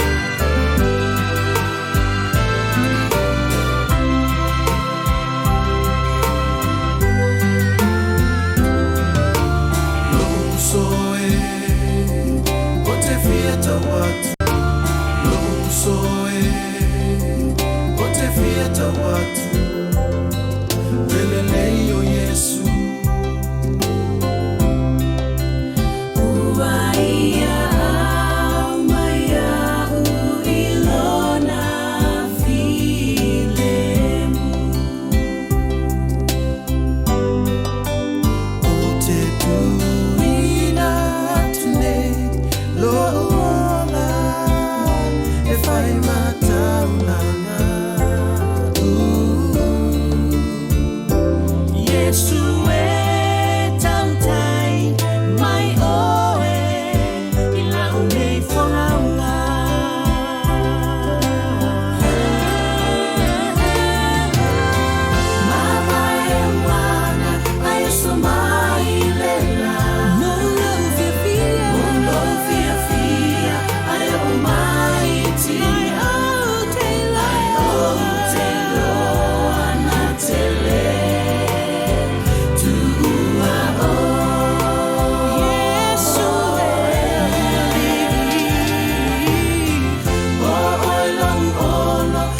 matangi mafa pesi mai me fai ngata uia la me aina Yesu lo la te fia abatu Baba e wanga ai so mai lela Mulo fia ai o mai ti ai o te lo anate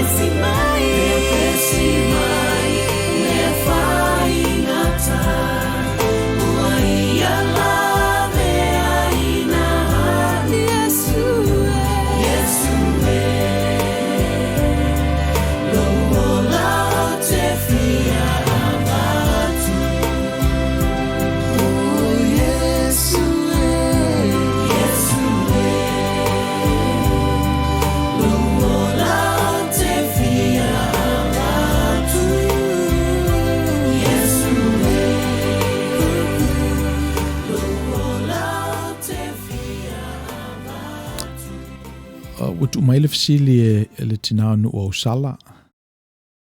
Whapea se I whai lava sinau saunoanga I le loto ma le anganga.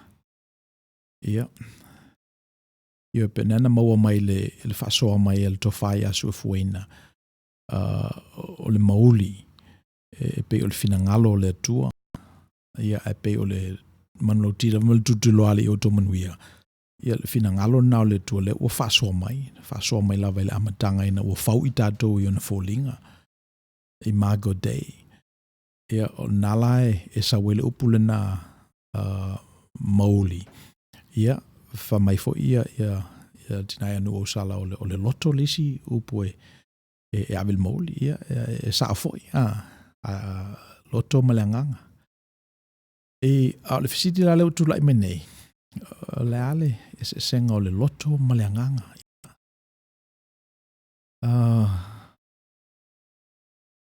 First thing you notice ese la spelaina.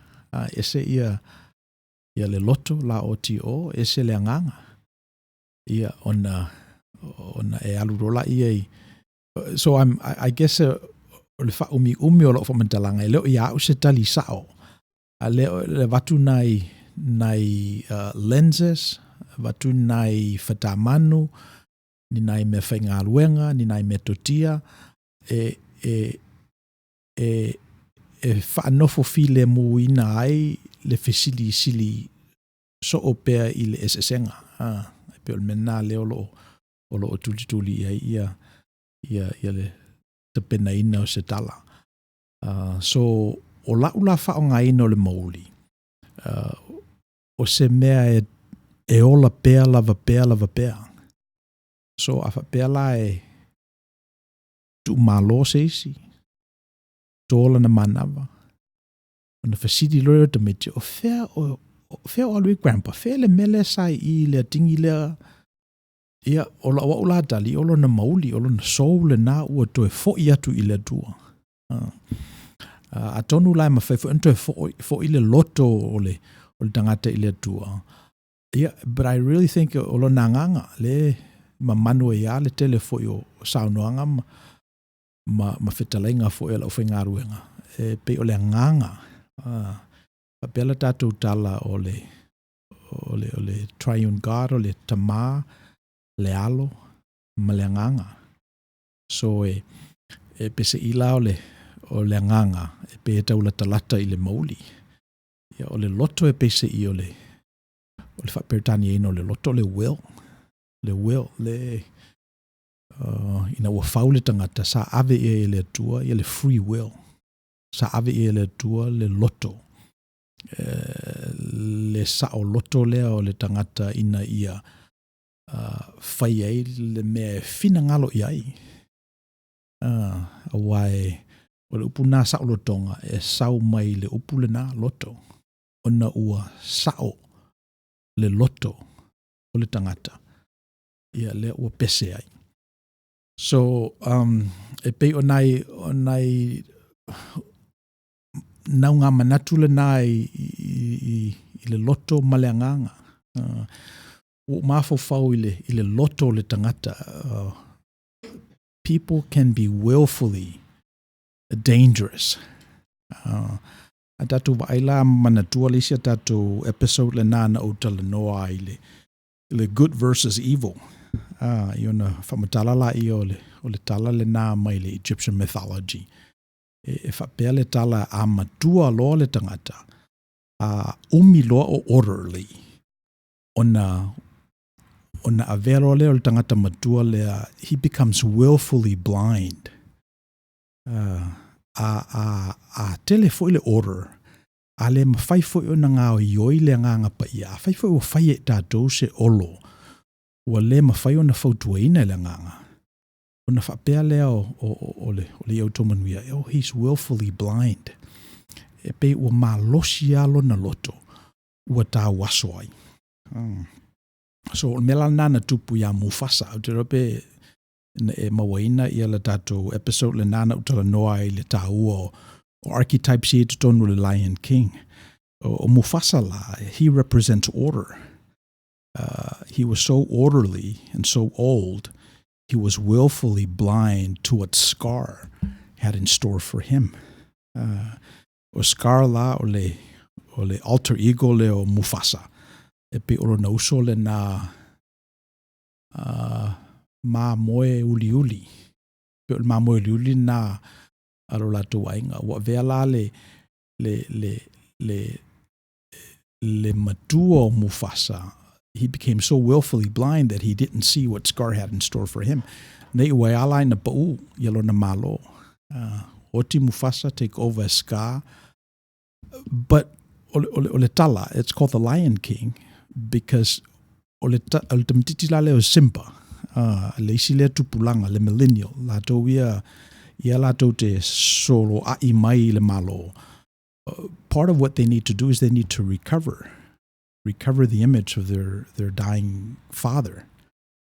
So tanga ilai, I guess e manino le mamanu le tamatane ona o le tātou wā whatamanu, it's patriarchy. E pe whapenale le wingo le melna mai o te loe e fu lava matriarchal platforms and matrices. But e whengo fia atua na malamalama, le sau le tau le lea, ma toe recover ia le willful blindness o lona tua apo lon te maa.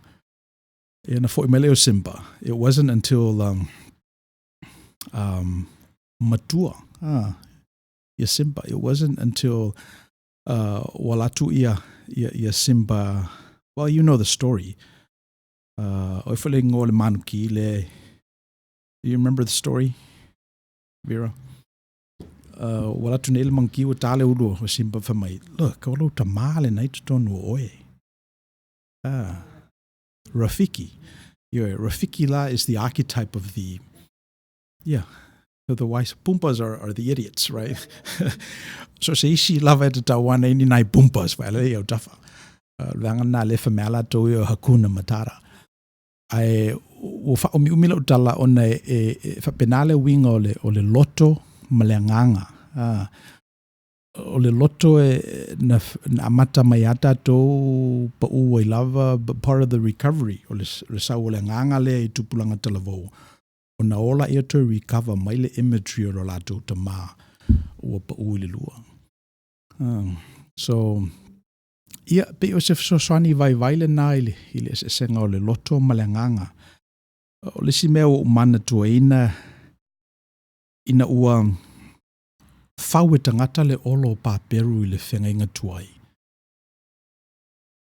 Whemei nei lo le mai lava le atua le loto. Le loto o le tangata. O le fofola o le loto le nā. O le wha ese o ngangana. Nana le alu ai le olo pāpelu I lunga. fast forward lai le whengainga fō. O na tātou I loa aila I le aso Pentekoso. Na ese I ngā ngana tangata. Ai na malama umalawa I le aso Pentekoso. Ona ua tofu ala tō male alo yafi lunga o la tōlu. Ua pei oni mea anganga. So, e pei ole juxtaposina le nā ole whengainga mua ma le whengainga lona lua. Ina I mawhai ona soani I le tangata. Ina ia whanofo file mo ia se senga o iai le loto ma le anganga. E pese I e atangia ai le nei manu lau tio lo I tua atu ole a e sao, e le mea ta o le mea sao. E le mea sao, there's truth. Yeah, but like I said, who knows what's true? Only God knows what's true. But at least for our context, mo le tātou wā pale whengai, ma le tātou wā si so manga le tātou te iai. At least don't tell a lie. Si whaipo tawan whaiwhisiti, le ngā o le ilo le mea. Walu po moni lava a umal tātou luai tū la I le aso le nei ai ele I laa tātou I luma. I le manuia o le tua. Ia ona o whanono lea. Ona o manatu lea atonu pele o iesta alonga le manu e te tauan tātou mata uma I nei temi.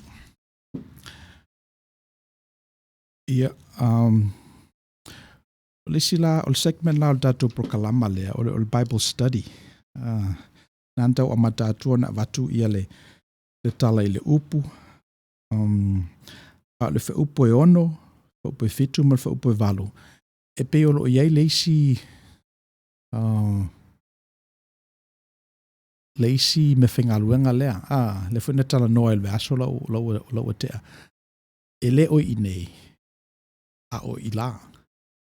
E le o le whaaloalo I nei, a o le whaaloalo I o.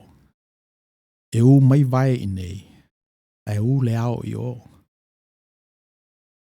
E u le filinga o le laulau I o.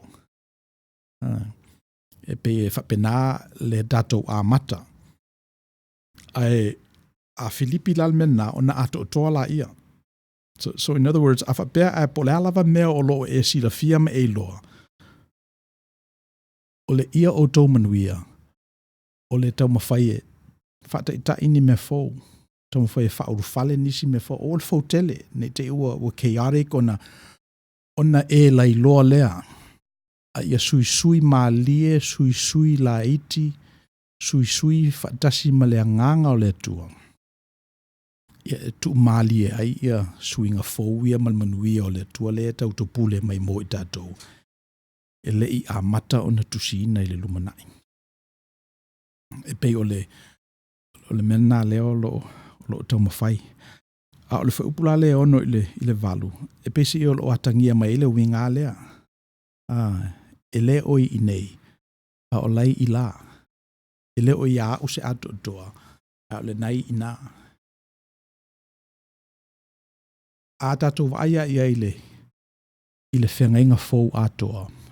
O le luo vai tolu o tusi o le whengainga fau. Na tusi e paulo.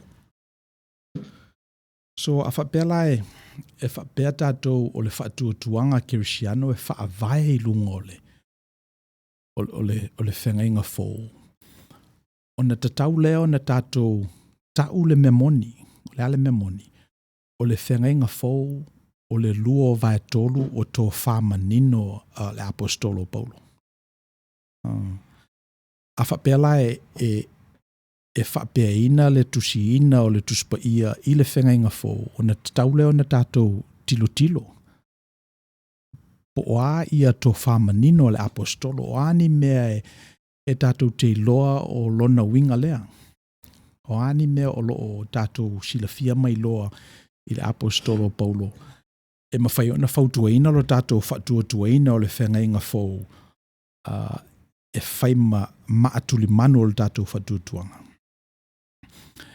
Ia, o le whateta ingala, o le sia lalai mea e whaonga e Paulo. E whaonga e Paulo le tusi a Keriso. Ele taua Paulo po Apollo po Kefa a taua ia leli. E taua le atua. Le na faali manino mai a Yesu Keriso. So o le silale na faatufunganga na faatufunga ina ai le apostolo Paulo. E lo manatu a whapea lava e a vea i tātou ma tangata o le upu, tangata fola. E te tawa ona lautua la tātou fola i le nā winga o le apostolo. Lala winga. O walawa tusi o.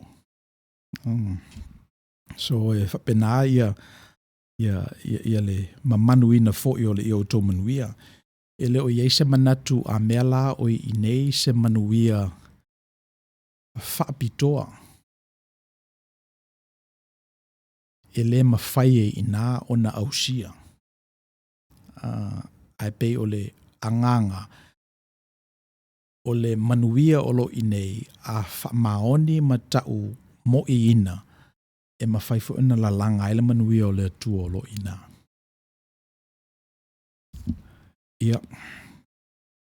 Upe ono la upe valu. Whamai ia Ioane Evangelia. Na sau Ioane mai le atua. E moli mau i le malamalama. Ai le o ia o le malamalama. Ai na sau e moli mau i le lava malamalama. Ia, on whamai lo leo Evangelia Ioane. O le malamalama moni lea na te wha malamalamaina tangata umalava o lo ua maliu mai i le lalolangi. Sai le lalolangi o ia. Na ia whaia fo i le lalolangi. E le i loa lava ia le lalolangi. O maliu mai o ia e lona lava nuu, ai le italia o ia e on tangata. Au lato umai na talia o ia mfatu tua e lona suafa. Na ia vatu ia i o lemanuia, ia a vea i lato mawhanau o le tua. Esa mana i o le definition o le manuia lea e ta ua le Evangelia Ioane. O le ale na definition. Mai ia a vea i lato mawhanau o le tua. Se tama o e ai. La tali o le tua. La fafine o le tua. A whapela o la tali o le tua po la fafine o le tua. Ua ato toalo na manuia i ate oe. Se mana i o upo le fionga le tua. A whapela vai sao nei upo. You don't know wingo nai na. O le fo i nei. Ai se a wao tatou whana o le tua.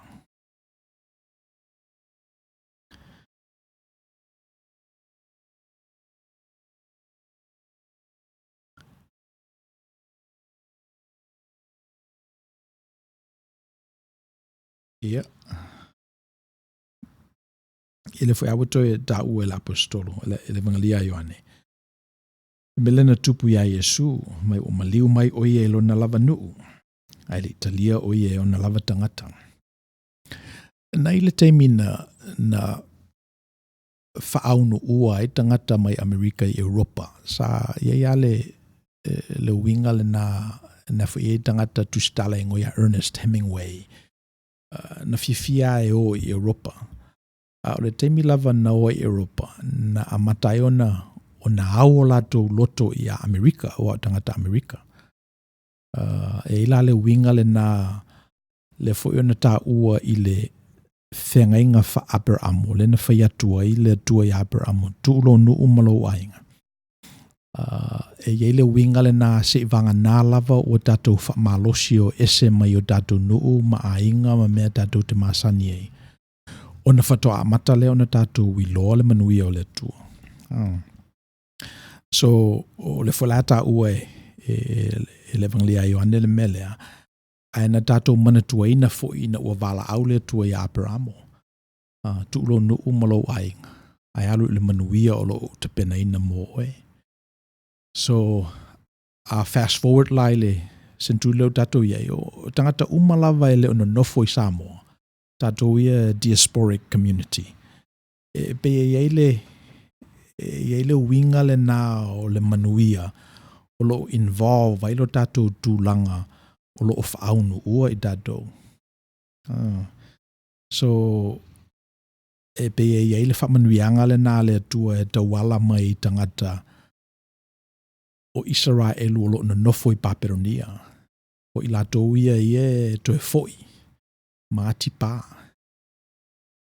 O le wala au fwle nā mo tātou umalava.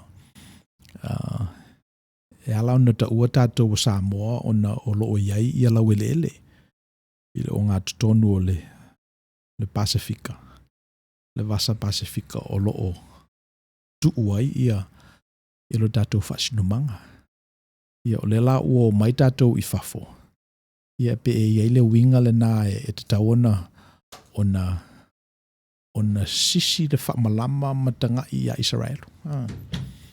Me whanā le nā lai ona wai atu le tele o fua I fo I mai fafo mai sui whalapa putonga o loo pale whengai maru tātou tunu ina ua bisil misela. E le winga nā o tātou. Ai o leisi le nā fa ato to ino le manuia o le tua afa pe o manuia o ele na o le manuia mo oe ala na manuia oe ina ia manuia ainga o le larolangi a te utou. Ia ona whamaila ia o le fatausi usi unga o perkalafa lea. O le talia o ia e ona lava tangata a o ilato uma e na talia o ia ma whatuatua ilo na suafa. Ia vatu ia o le manuia ia vei lato mfana o le tua. O I latou ele o le loto na whana wai, ele o le manao fo I o le tino, ele o le loto fo I o le tangata. Ia o le atua lava. Ia. We have a question. O fea nofo ai le loto, ma fea nofo ai la nganga I le tino o le tangata. Mana I alfisili lea mai a tangi Tominusi. O fea nofo ai le loto o fea nofo ai la nganga. Ia, o le fisili le na, it presupposes o mea ma whaiona locate le space and time. E pei o le sile na tato episode foi o tunai. O le temiro lava engage ai o ele upumoni. You lose track of space and time. So o le fisili lale fisili mai ai ia tangi. E pei o lo presuppose ai o mea located in space. Fele no foanga o le loto. Fele no foanga o le nganga. Afa pela e presuppose ia ele mele na le location. Le o sapsapa ia, le o seitia ele space. Then I think whaiana po fele mea tu uai. But I have a feeling o mea ia ele seitia ele e tu la fono le no foanga tangi. E lo manatu ele seitia ia le loto ma le nganga o le tangata e le nofoanga. Ai e lo manatu ia e whingatau na ona whamatala. Ai mana i alfisili. Tangi, mana i alfisili. Ioi. Ai we maua le fisoswani. E peo le fisoswani so e whalangolango le context. But your question, where does the loto and the anganga reside in? Where are they located in the body? Well, that question presupposes that these things are constricted by space. They have to comply to a space continuum. Now, I understand the question because you and me are constrained by the time and space continuum. I can't be there, you can't be here. So because that's the context that we live in, the most appropriate and relevant question is what you've just asked. O fea tu ai le nganga, o fea tu ai le loto I le tino le tangata. So malamalama mo muala I le kenese o le fesili na male upumoni o lo saisetia le fesile na e preconditions and presuppositions o lo saisetia e fo imale o sa loto ai ia tatou ia ona nofo file mula ia o le ai o se tali sa o tala fea ngai e saisetia ele space ile fesile na ai o le fesosani vai le nā le o na tangi lau sili. Tonu mwhai fwoi na fesosani mai nisi.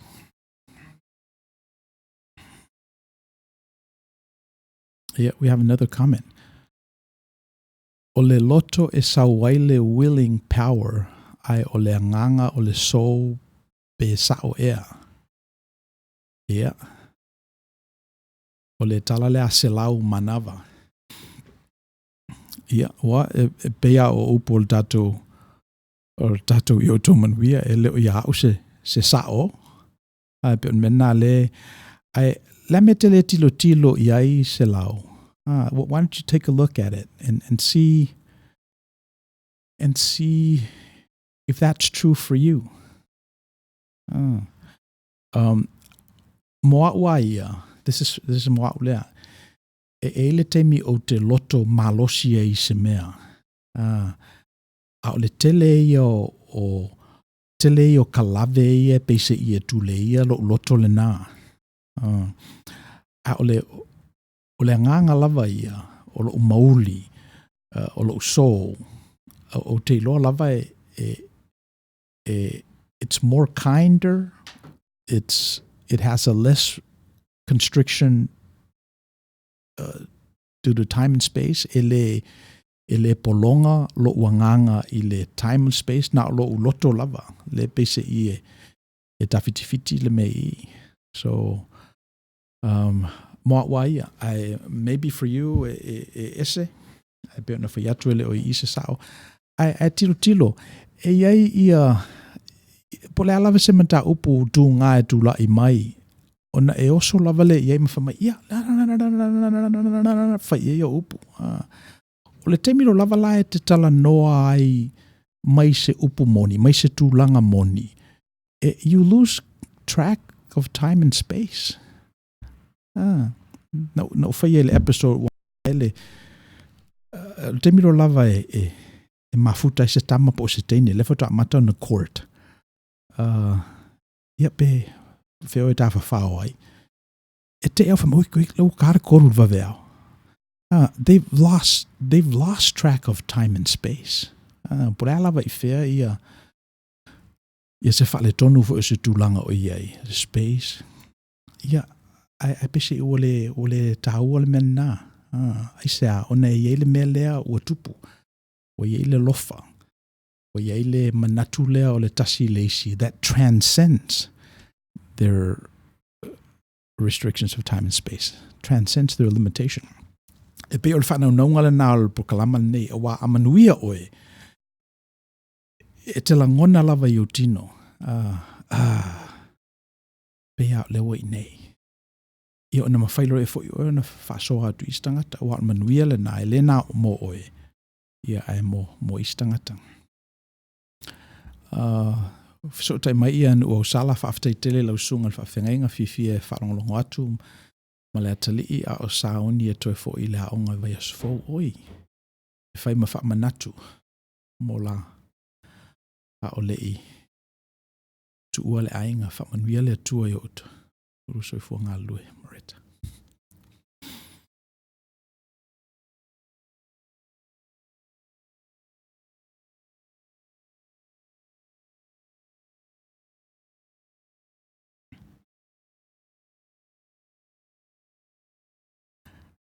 I get so moved when we have these young people that are making sacrifices for the future the best way they know how.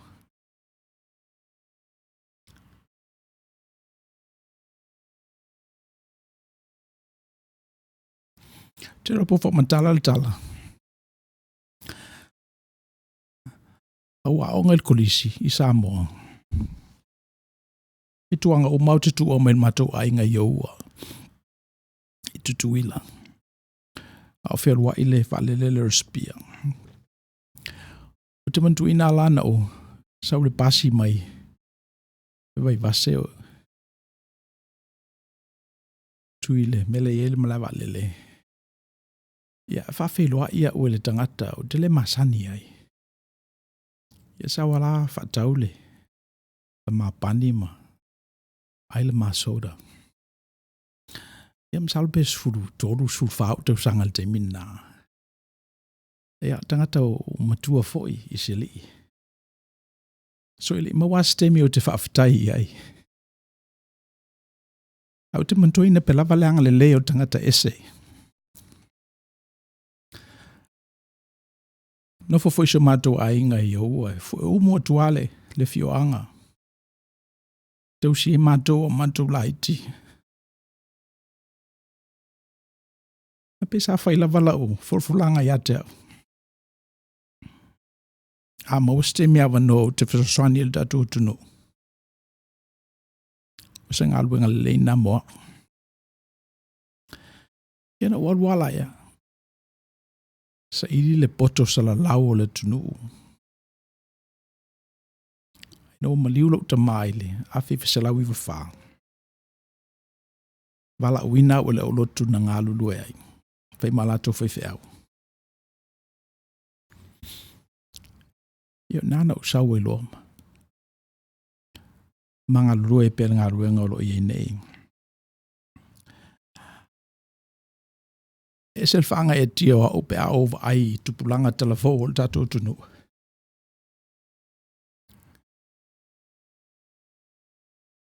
Olo te pena ia o onga. Olo te pena lo latou whatufunganga. Ia o sia fwoi mea i o wao ngā atuai.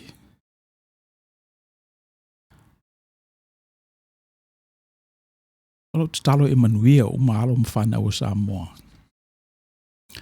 Iso se i tuo le ke lope o lo whatufunga ina ai i latou.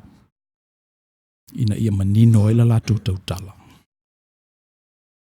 A manino la latou tautala. Ina ia i latou leo le manuia o le tua.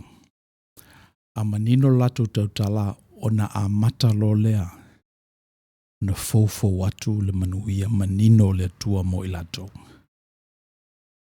So e manuia tele sana o tau mwhainga i lea onga.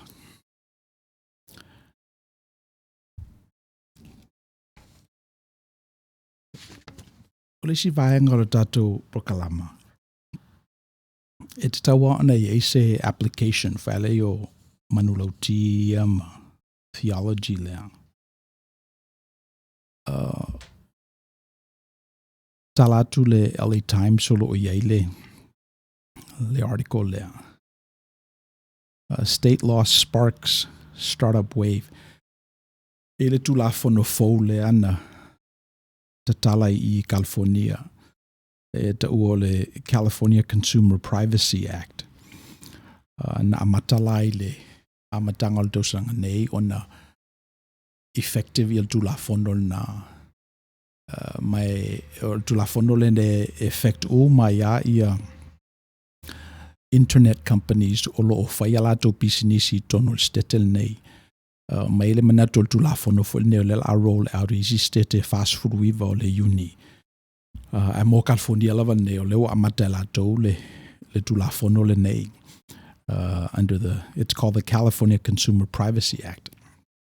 So if a pea le whawhawina o le tulafono lea. E iai company o lo lato pueina ia le information ia te oe o website o lo e asi iai. Ia o le numela lo credit card o lo social security o lo tuatusi o numela le telefoni o lo numela le emaili. And in some cases for taufi for elato o passwords mo sites ia. O na whamaile o tulafono o California. Ave i tangata nu o California le aia e mawhain whamailato le ai. Mawhain whamailato e le ai. Malmelo no lua. mawhana whamai lātou po o whea o iai. So e pe o whapupuina le nā ma lave lua nā o le tulafono fau lea California. So e effect umai ala ia whatamanu ia pe o le Twitter, ia le Facebook, o YouTube. O le mea ua iloa e tangata na tūlea le tulafono le nea.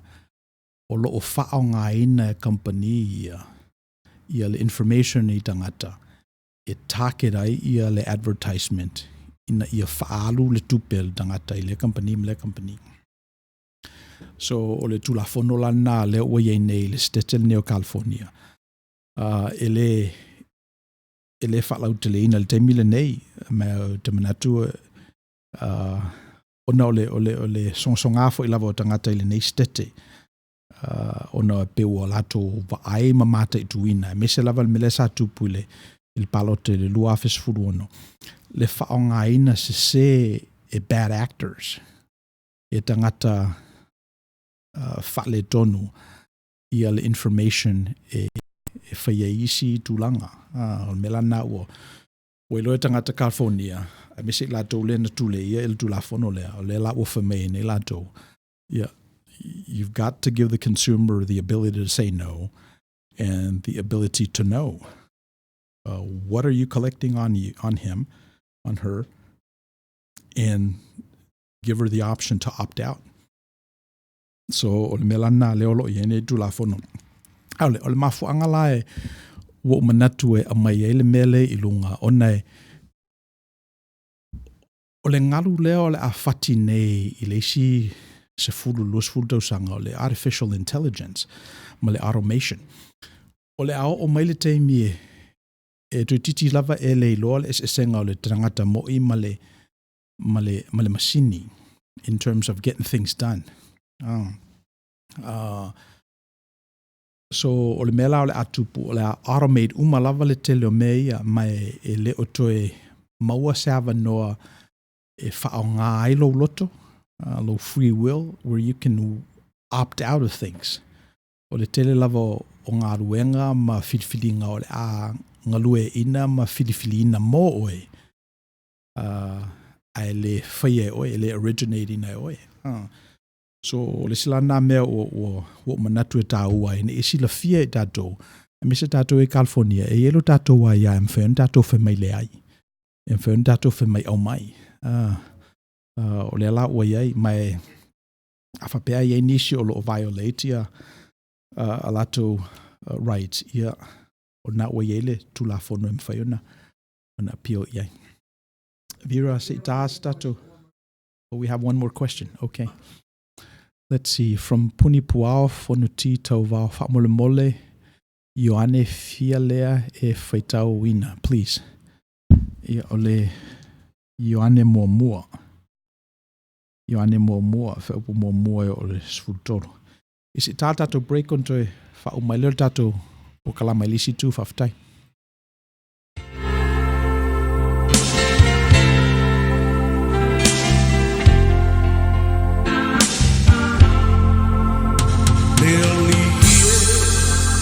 Ia tachala lau whaalogo Ia matala whaitotoa Olo uloto Sauni e talia Le pai mai O lau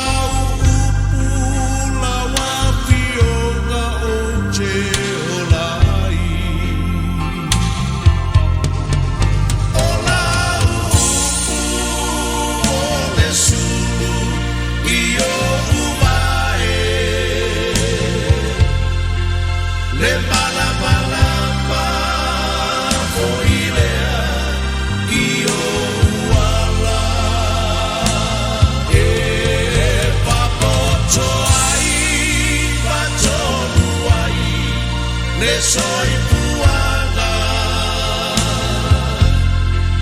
o la e paia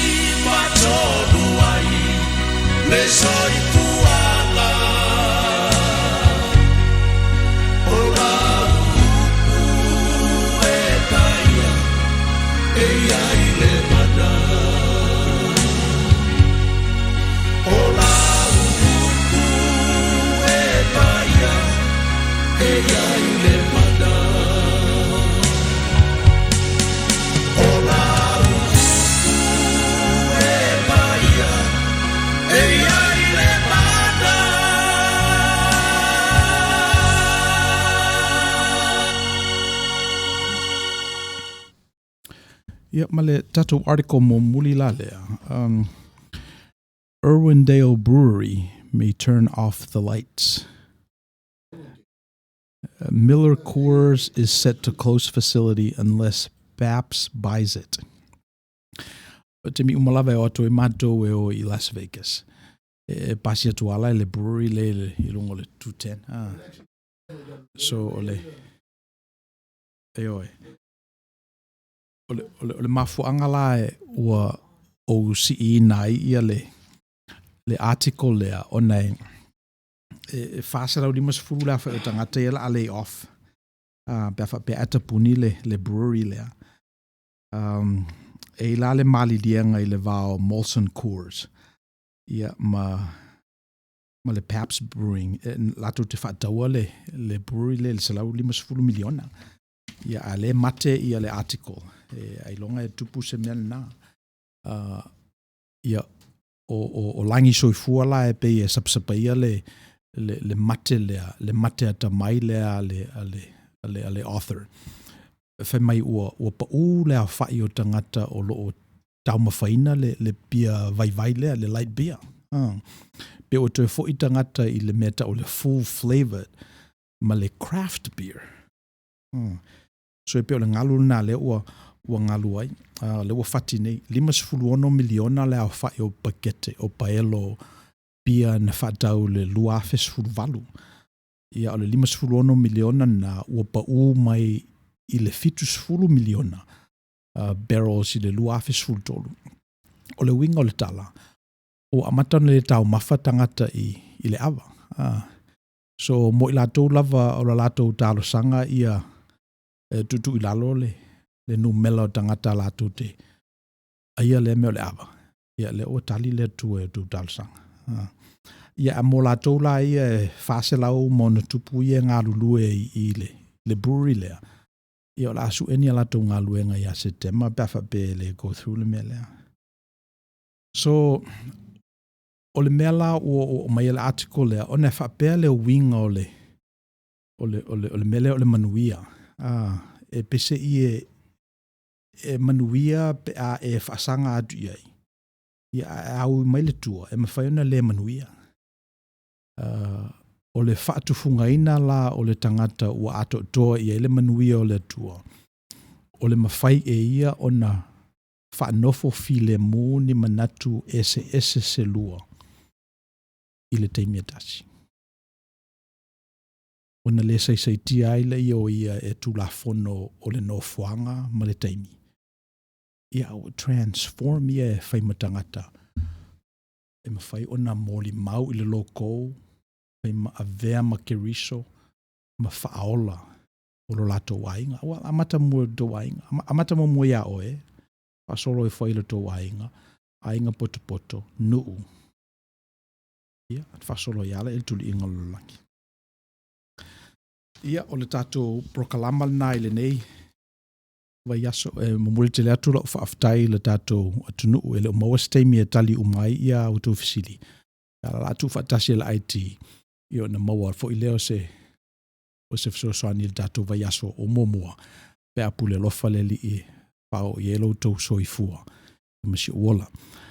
Ia a e fo se upu o sala pa mangalo mai le ona. A ia manuia te le whaasausonga o le tatou tunu iso se mea o lo nopia i ai o tatou tangata. O le tau o ona o mispo wena tangaloa. Mai o tō manuia.